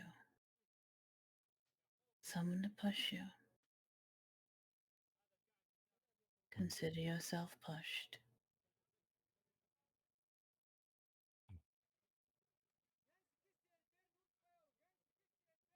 There's nowhere I can really get away from this. Is it? No, I could skip town. Run halfway across the continent if I wanted. That wouldn't change this, would it? no. And then can I ask you all to honor a dying man's last request?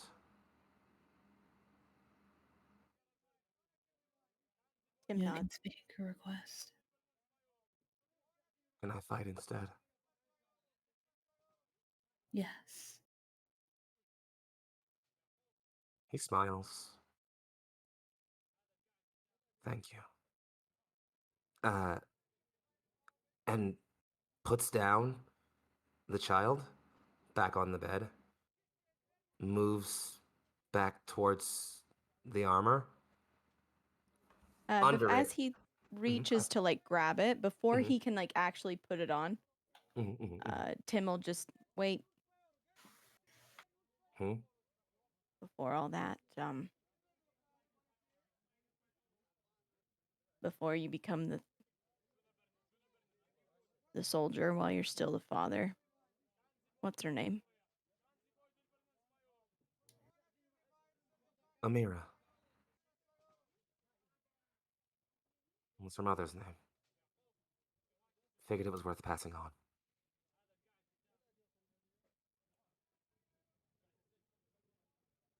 Is there someone here who can love her? There's an orphanage in the middle of town. It's not the best place, but she'll get a hot meal and a good place to rest her head at least. And hopefully, someone out there will see whatever I see in those gorgeous little eyes of hers. It's all a father can hope. Suppose so, yes. As he gathers up not the actual armor, but a tassel beneath it to kind of put it all into a pack, which he quickly wraps up and then slings over a shoulder. If you head outside of town about 3 miles, there's an open clearing there. You'll know when it's the right place. Meet me there at sundown. Whatever happens from there, well, we'll figure it out. Till then, yeah? Till then. Safe Mm. journeys, traveler. And to you as well. He touches his daughter's face one last time, and then makes his way out towards the horizon, leaving the shack and towards city limits. Let's. I think this is almost perfect here. Yeah, let's go ahead and get that last little break in, y'all think, huh? Yeah, let's go ahead and make sure we get this nice and wrapped up and packed up real quick. Let's take a nice 5-7 minute separation, get everybody good to go, and we'll come back and bring a lot of emotions to a conclusion, hopefully. Get your snacks and maybe a loved one you'd like to hold close, and we'll be back in, or both, some snacks you'd like to hold close are optimal. Saint's already ahead of the curve. Uh, and until then, we'll see you all in just a few minutes. Don't touch that dial or that browser. Lucian, take us out. Bye-bye. And we return with the conclusion of today's session of After the End, an Offworlder story. We resume in the image of Arcane's tower, a glittering dome of stardust all about them as finally their two friends can see them for the first time in so very long. And Arcane is told to take a seat, as there is much they have to speak about.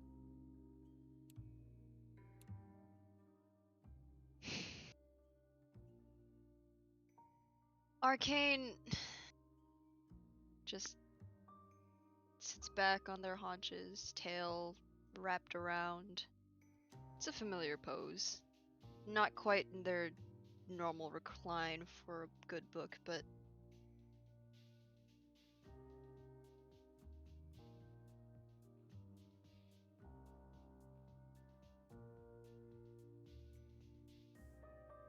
You really shouldn't be here, Evoda says, sitting forward and folding her arms, just pain evident in all of her facial expressions. She rubs at her arm nervously.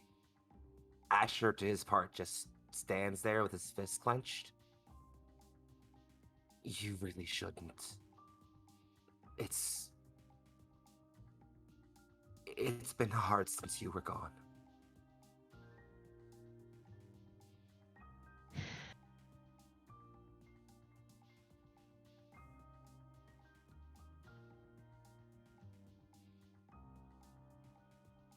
I don't know what happened. Um, It feels like almost no time has passed at all, but They both flinch. A little harder.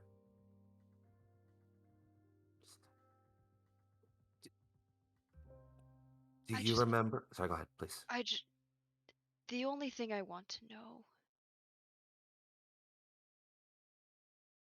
is, are the two of you happy? They wilt a bit. Asher, though no smile comes to his face at all, just says, "We couldn't be happier now."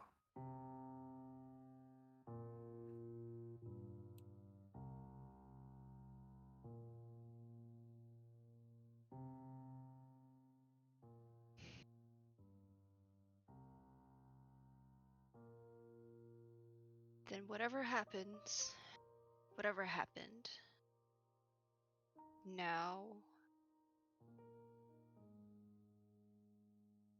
or in the future,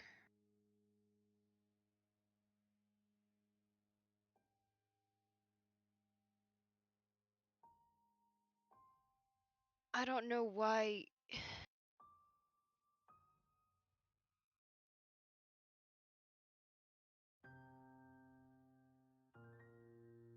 Whatever happens, whatever happened, I forgive you. Stop. Please stop. You cannot do that. Not for what we did.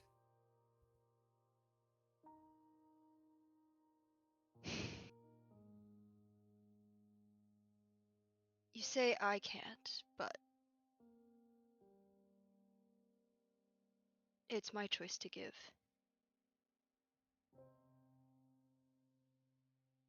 Asher bites hard on his own lip and doesn't say anything for a bit. Avoda speaks up. Do you remember the tale from when we were younger? About the hero? Well, there's so many. I think I've read so many books about heroes. Which She one? offers a light smile and just... A legendary hero will be born in Ashpine on the day a comet passes.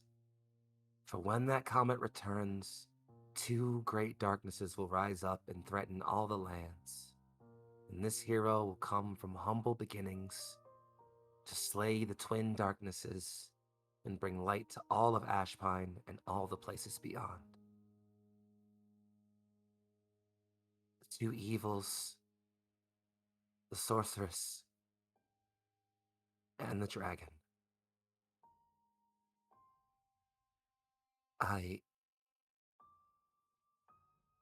We have always known the two of us were chosen for something. You knew that more than any of us. And I love him so dearly, Arcane.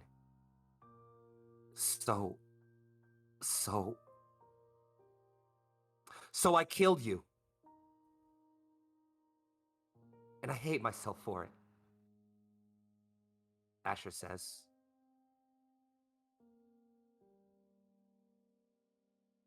Because there was no other way that they'd believe something happened. So to get away from it, to get away from all this prophecy and nonsense, we killed you and faked her death and disappeared, and we've been here ever since. Just us.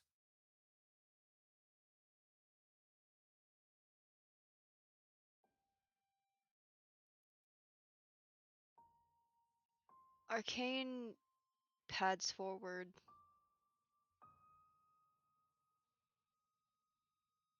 Stop. Don't come any closer. Raises up both claws, just You're not real. Stop this, please.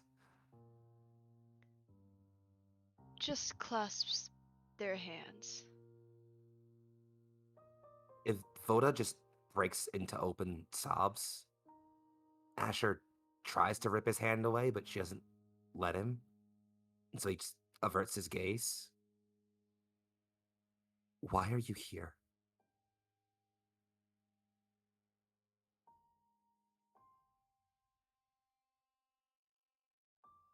I don't know how much I can tell you. But you can say I have another job now. And I was supposed to take care of something here, but the others took care of it. I wanted to make sure you two were okay. You have no idea how happy I was to hear that the two of you managed to escape that fate. Up, please. You are not making this any easier.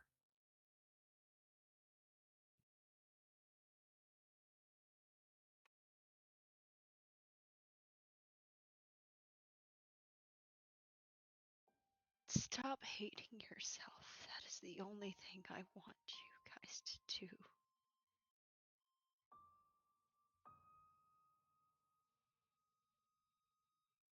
How can you not hate yourself for something you did? Something you watched yourself do?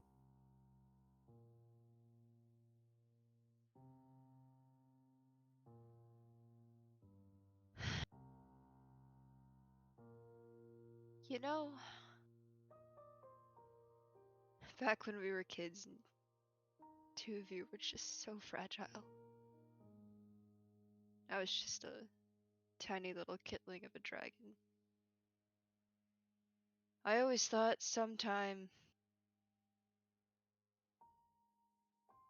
I'd outlive the both of you, and I didn't know how I was going to handle that.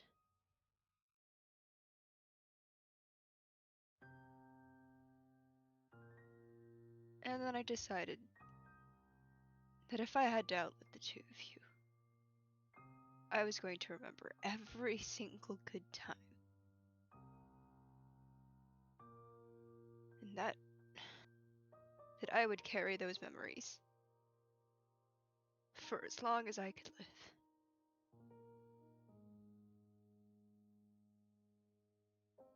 And I want you to remember that.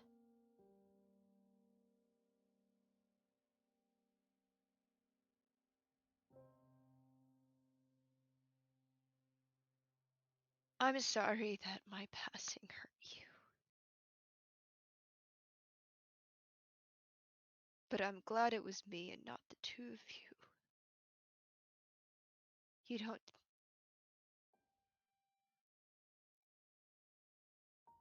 don't get to live as long as.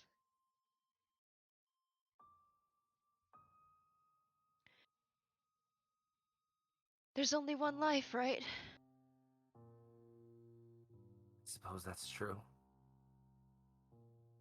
And the two of you are far too reckless with it. We had a bad teacher. What are you talking about? I was always cleaning up your messes. Exactly. You should have let us make mistakes. Let us learn from them.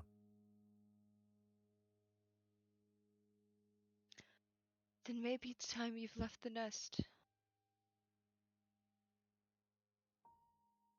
Don't hide from yourselves any longer. Just be happy. Didn't you say that?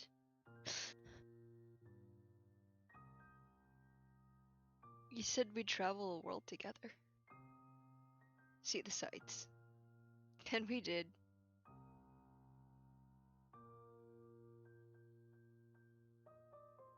Go ahead. The adventure isn't over yet. Not for you two.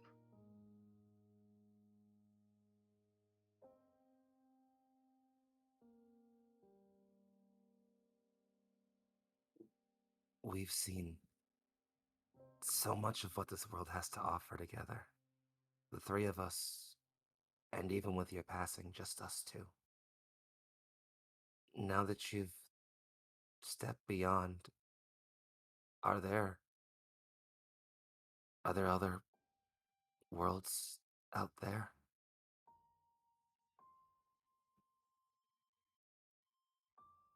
So many. More than the stars in the night sky, and they glitter. So many fascinating things that he. Well, you know how they say it in the books. It seems almost like some. It seems just. It's even more wondrous than magic. Then we'll go see them all. For you. Don't you dare join me anytime soon. Haven't you heard? I'm a legendary hero. I can't just die.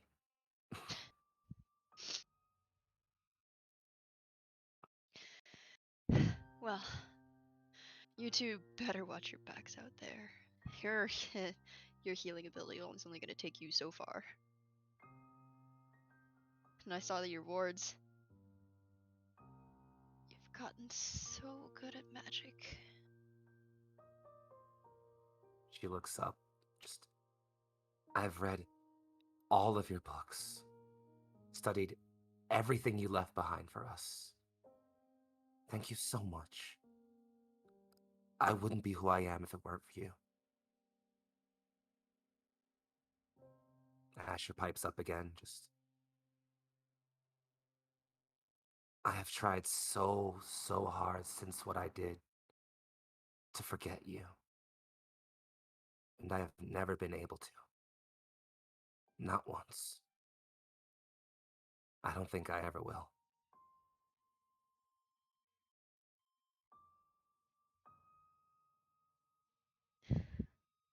Kane just sweeps the two of them up in a hug.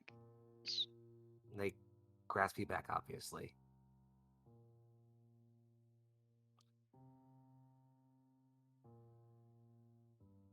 I don't know how long I can stay here, or how long this, or even if this will last, but Arcane is going to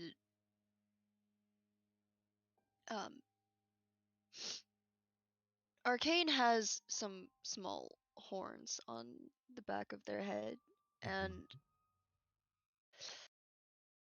with a quick whisper, their claws sharpen just a little bit, and they just lop off the two of them.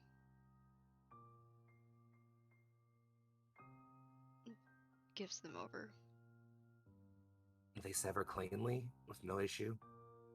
Each of them takes one. The moment they touch them, they glitter and shine for a bit. Evoda's gathers into a swell of stardust around her neck and materializes into this glittering diamond necklace, inset with rubies and emeralds of all different shades in a almost crown-like thorn about her neck, humming with magical power. Asher's shatters as well, and over where you can see his sword still sheathed at the banister, it forms a brilliant blue sapphire in the hilt.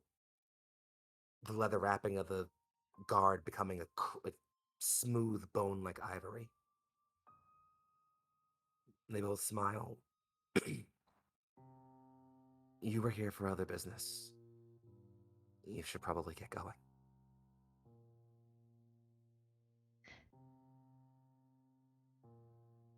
The two of you are my greatest treasure.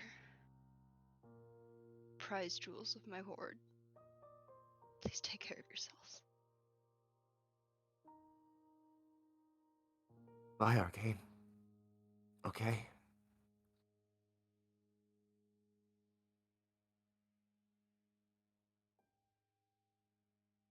Arcane's going to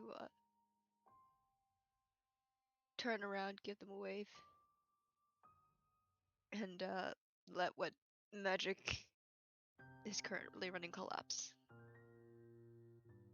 As the stardust dome around you dissipates, slowly settling into just a curtain of stars about the floor, you can still see the two of them in front of you, but the look in their eye clearly denotes they can no longer see you. And you're free to walk away from the scene as you please. Arcane. Arcane can't stick around anymore. They're going to walk out the tower. Just jump into the air and just let their magic do one last thing.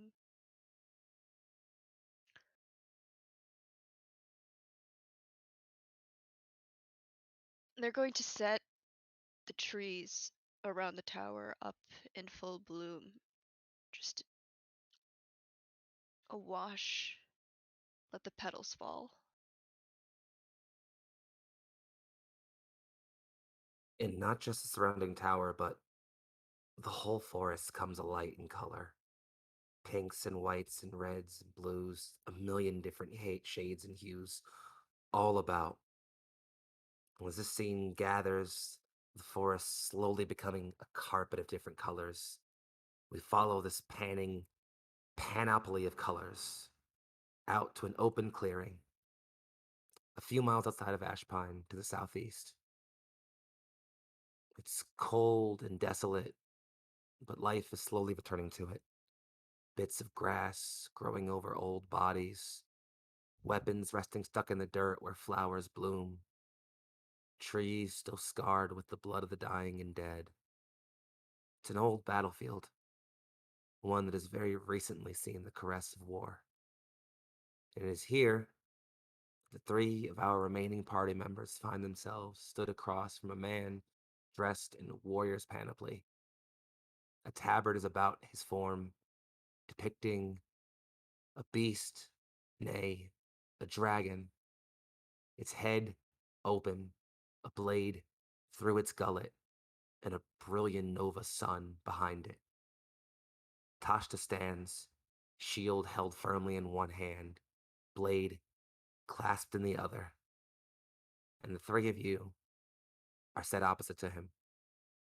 He does not say much to you in this instance, but as you approach, make yourselves known, he offers a nod and clangs his sword twice against his shield.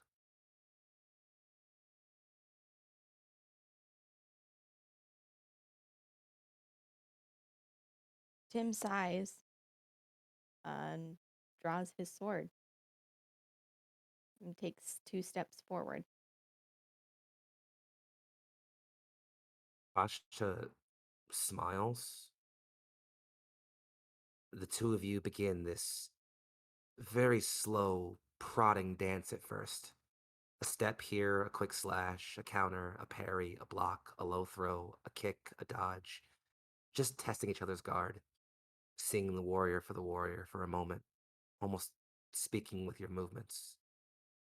It's as this dance slowly begins to intensify and intensify. Frey, you found yourself, almost curiously, it seemed like it just made sense, like the path simply not so much dictated it to you, as the path doesn't really work that way, but the way forward seemed as if it was right for you to have the little one with you. And so, little Amira is held with you, and she is not crying or giving great shout. Instead, she's simply nestled into you, waiting patiently, taking in the night air. And as this dance between warriors slowly builds and intensifies, you all watch as a curtain of flower colors begin to paint all the trees in the circles around you. Blues and whites and greens and yellows, the hazes of which some colors you possibly never seen before on your worlds, glittering in the amber, slow sunlight all around you. And it's as this scene is settling, as this duel between fathers and warriors is still happening, a slow, glittering black pearl lifts itself out of Tashta's chest and just hovers just above the two of them. Their dance is still continuing. That small black pearl is singing to one of you. I'm a little hesitant to get into the fray. But yeah, once it seems like the dance has kind of hit its rhythm and the two of them are solely focused on each other, I think Adam, in an uncharacteristically smooth motion, would kind of stand up and stride across clearing to them, and like just knowing exactly where they're going to be and countering it, just kind of pluck it out of the air and go sit back down. It's almost a perfect synchronization. Adam, you reach up and pluck this orb. Frey, little Amira in your arms lets out a single, not high pitched, but low cry. And Tim, your dance comes to a perfect standstill. Your form immaculate. You were so lost in your focus that you almost became a bladesman you didn't even recognize in yourself. Your form is perfect, your thrust immaculate, and the end of your blade piercing through a perfect cinch in Tashta's breastplate, straight through that tabard and his heart. He faces you with a smile, blade falling from numb fingers. He faces you and offers naught but a nod. She'll be loved. I trust you with that. Father to father. Yes? Tim reaches a hand out and puts it on his shoulder. Father to father. Thank you. Kind of helps lean him back, laying him down on the ground as gently as he possibly can. He accepts it. And by the time you have him on the ground, his eyes have closed and his breathing has ceased. That light very slowly leaving his body. The little one is still with you. The soul is in Adam's possession. Arcane is slowly leaving the tower and making their way, gliding now towards their friends. I'm going to go ahead and say the last scene will come in on with the four of you, let you four bring us home. The three of you are settled in this. Just as Tim places down Tasha's body, you all look up just as the shadow passes over your head, and a slowly gliding arcane comes to land amidst the three of you. And lastly, the scene is yours. Tim. Tim stands and puts his sword in his sheath and turns around. Fuck, you learned to do that.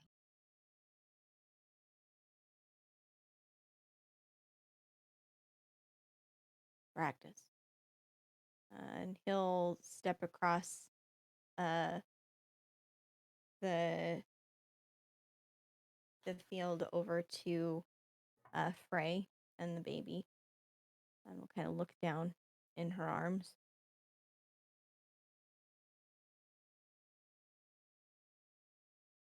May I?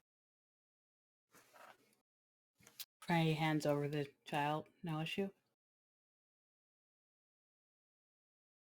Tim will gently, with like a clearly a practiced and rehearsed motion, take the baby in his arms and hold her closely. And you'll watch as that his bulb will just dim into like this soft, warm light, but almost as if the bulb were dying, just kind of dim out. And there'll be that slight like hum sound as he takes the baby and takes a few steps away, just holding her.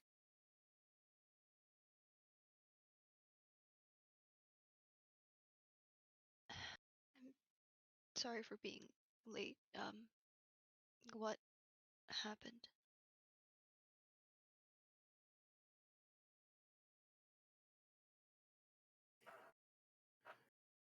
Someone came to the end of their journey.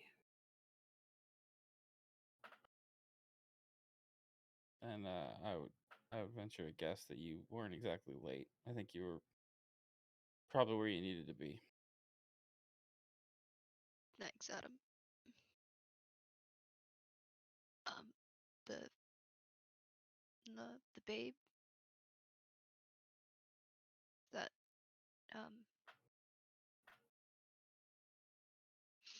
I hope you're not going to leave child at the orphanage. It's not the best place. Or at least it wasn't when I was here.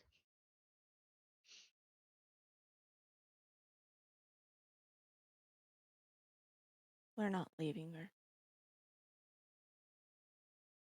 Yeah, I had a hunch you were gonna say that. You gonna take her with us?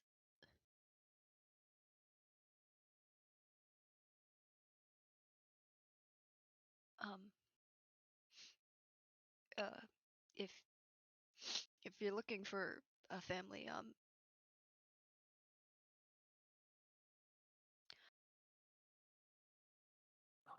my friends are still at still at my tower. Oh no. You could we could take her there, and they'd treat her right.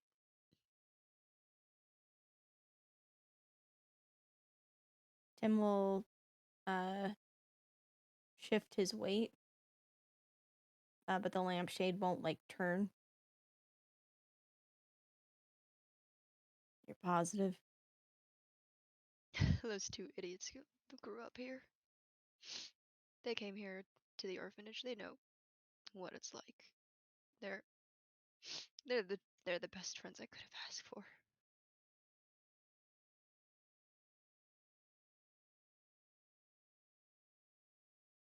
That's fine then. Anyways, yeah, Devoto's gotten really good at magic. Safest place. No one ever wants, and Asher is the most amazing healer. Although he's gotten pretty darn good with the sword lately, it seems.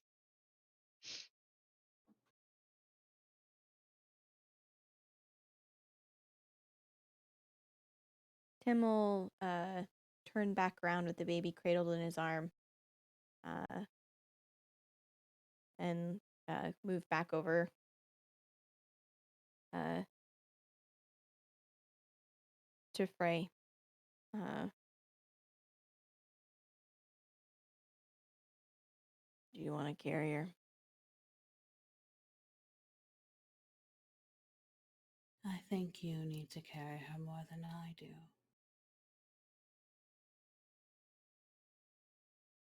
The bulb flickers. Yeah. Yeah, I do.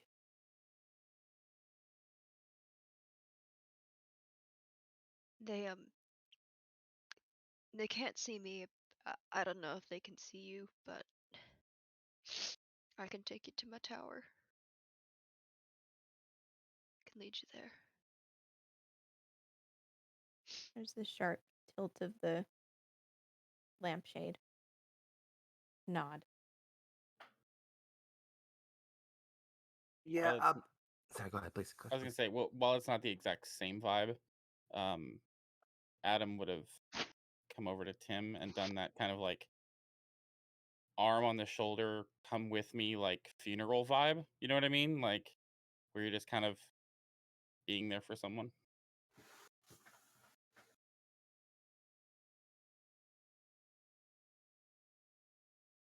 I don't know if there's like a burgeoning last line someone wants to hit, y'all should hit. But I'm gonna be honest, I'm fucking shattering. So I'm gonna we could just start getting us the fuck out of here so I can cry.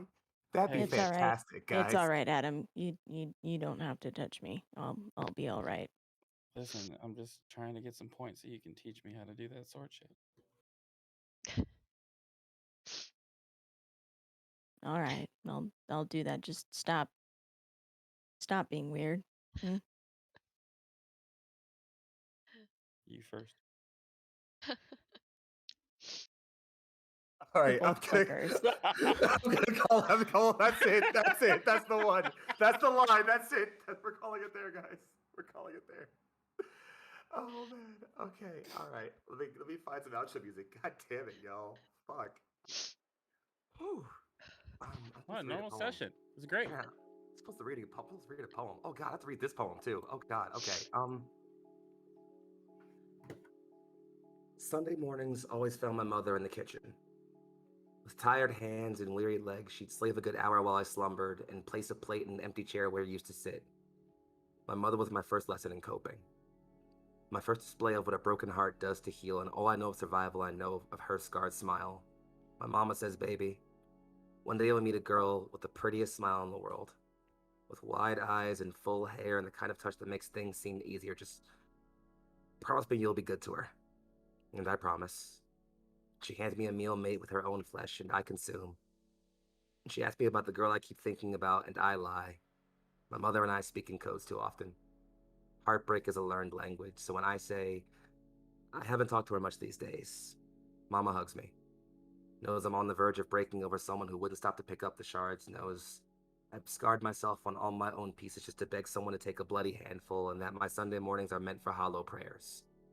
So Mama smiles at me, says, I'm sure she'll text you soon. And we laugh together, filling the room with anything but our demons. My mother and I are two broken heart-shedding old lovers and praying they come back to us. My mother and I are both alone, even in a room with just the two of us. Sometimes, I can see all the places she still keeps his touch against her skin. The places where tears have yet to erode away his place on her body, and I wonder how many people still own a part of me. My mother and I are two almost whole things. Mama fills herself with red wine and spends Sunday nights whispering a name she has no more right to say. I fill myself with false hope and fuck the first boy to smile in my direction. We are both dumb drunk and still hurting. My mother is the only woman I cannot lie to. The only one I say I love you to like it's not a question, like I don't need to hear it back to know something real is there.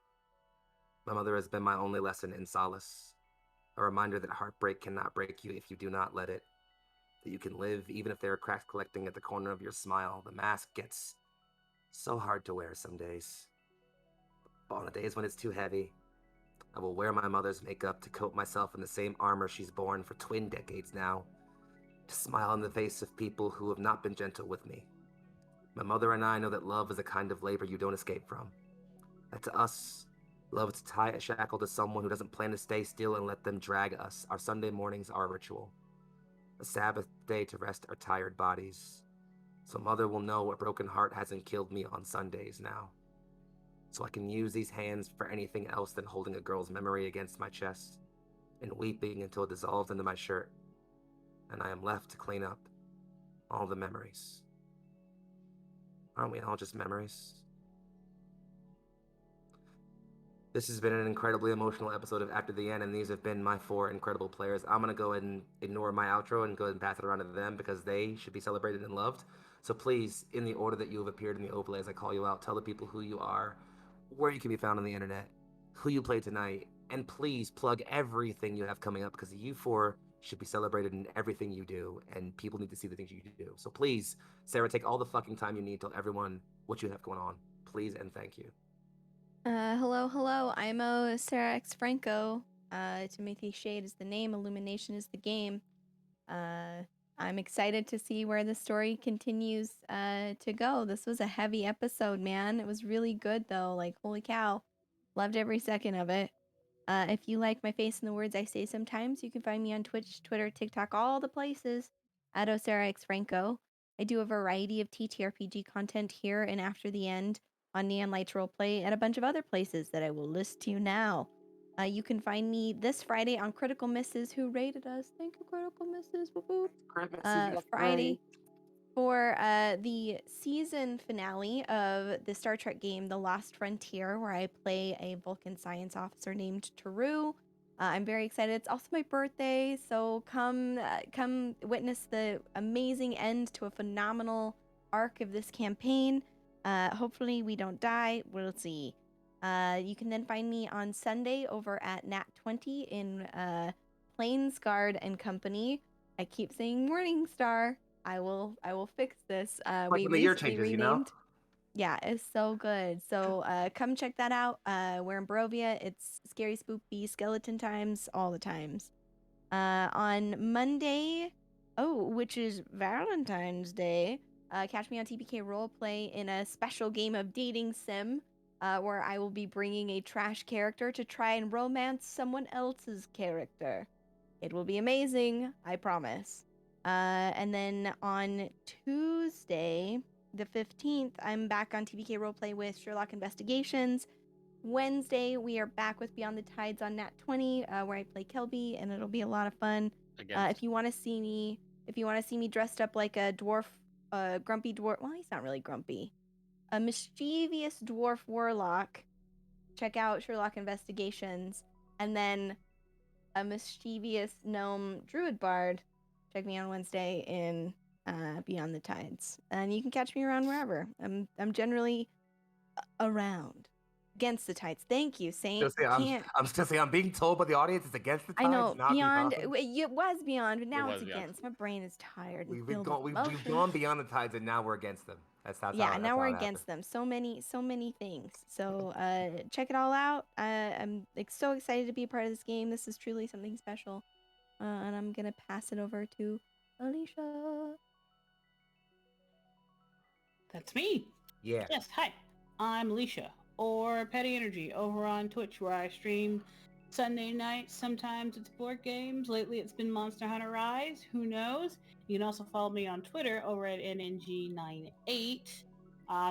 There's puns. I retweet art that I think is super pretty. It's kind of a grab bag, honestly. I am a cast member of the Hollow Flames podcast. So if you want to give that a listen, you can follow them over at Hollow Flames Pod, at Hollow Flames Pod. And then finally, also on Sundays in the afternoon at 2 p.m. Eastern Time, you can find me over on Weave the Tale for Pubmire, where I play quite a different character there. Just a good old doggo who thinks everything's a terrible idea, but let's do it anyway, don't you know? Accent kills me. I'm sorry. Love it. I think that's all the way around to me now. Yeah. Yeah. Hi. Yeah, don't you know? Hi, I'm DMF Saint. You can find me on Twitch and Twitter at DMF Saint. I also run things over at Nat20, which is twitch.tv/Nat20, all spelled out. Next thing I'm in is Plains Garden Company this weekend, which is the return after a week off. And then following that, as Ms. Sarah said, I'm in Against the Tides on Wednesday, the 16th. And then the following week, I'm in a one-shot over on Nat20 called The Department. Hey, I'm too. It is the Delta Green system, which is basically a modern Call of Cthulhu situation. Mhm. Turk is GMing that, and I'm very excited to see what he's bringing to the table. It's gonna be wild.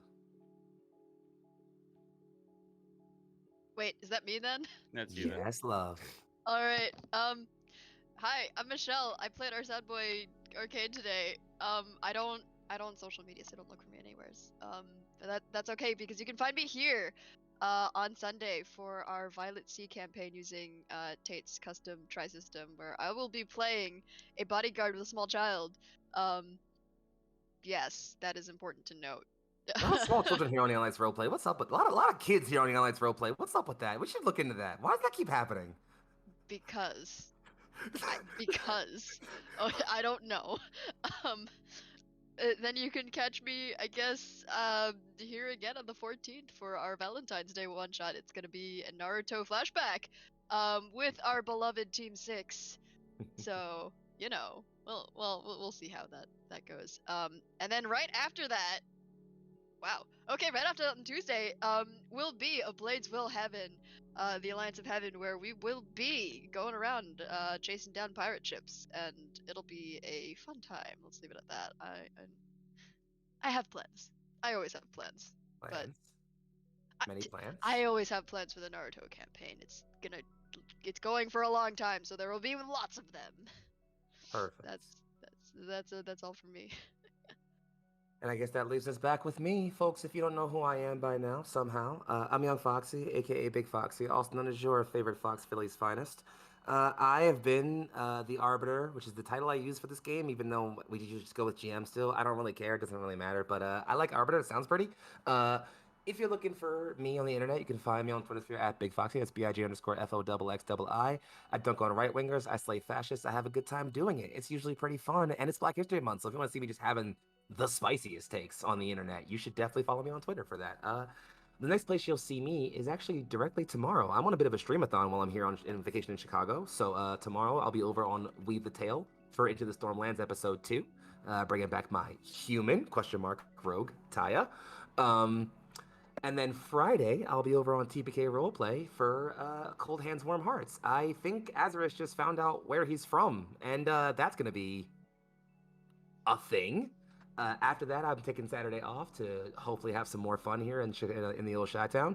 And then Sunday, I'll be back here on the Lights Roleplay for Violet Sea with Michelle and Tate and the rest of the crew, being the loquacious, rambunctious, and rapacious Pirate Captain Dre.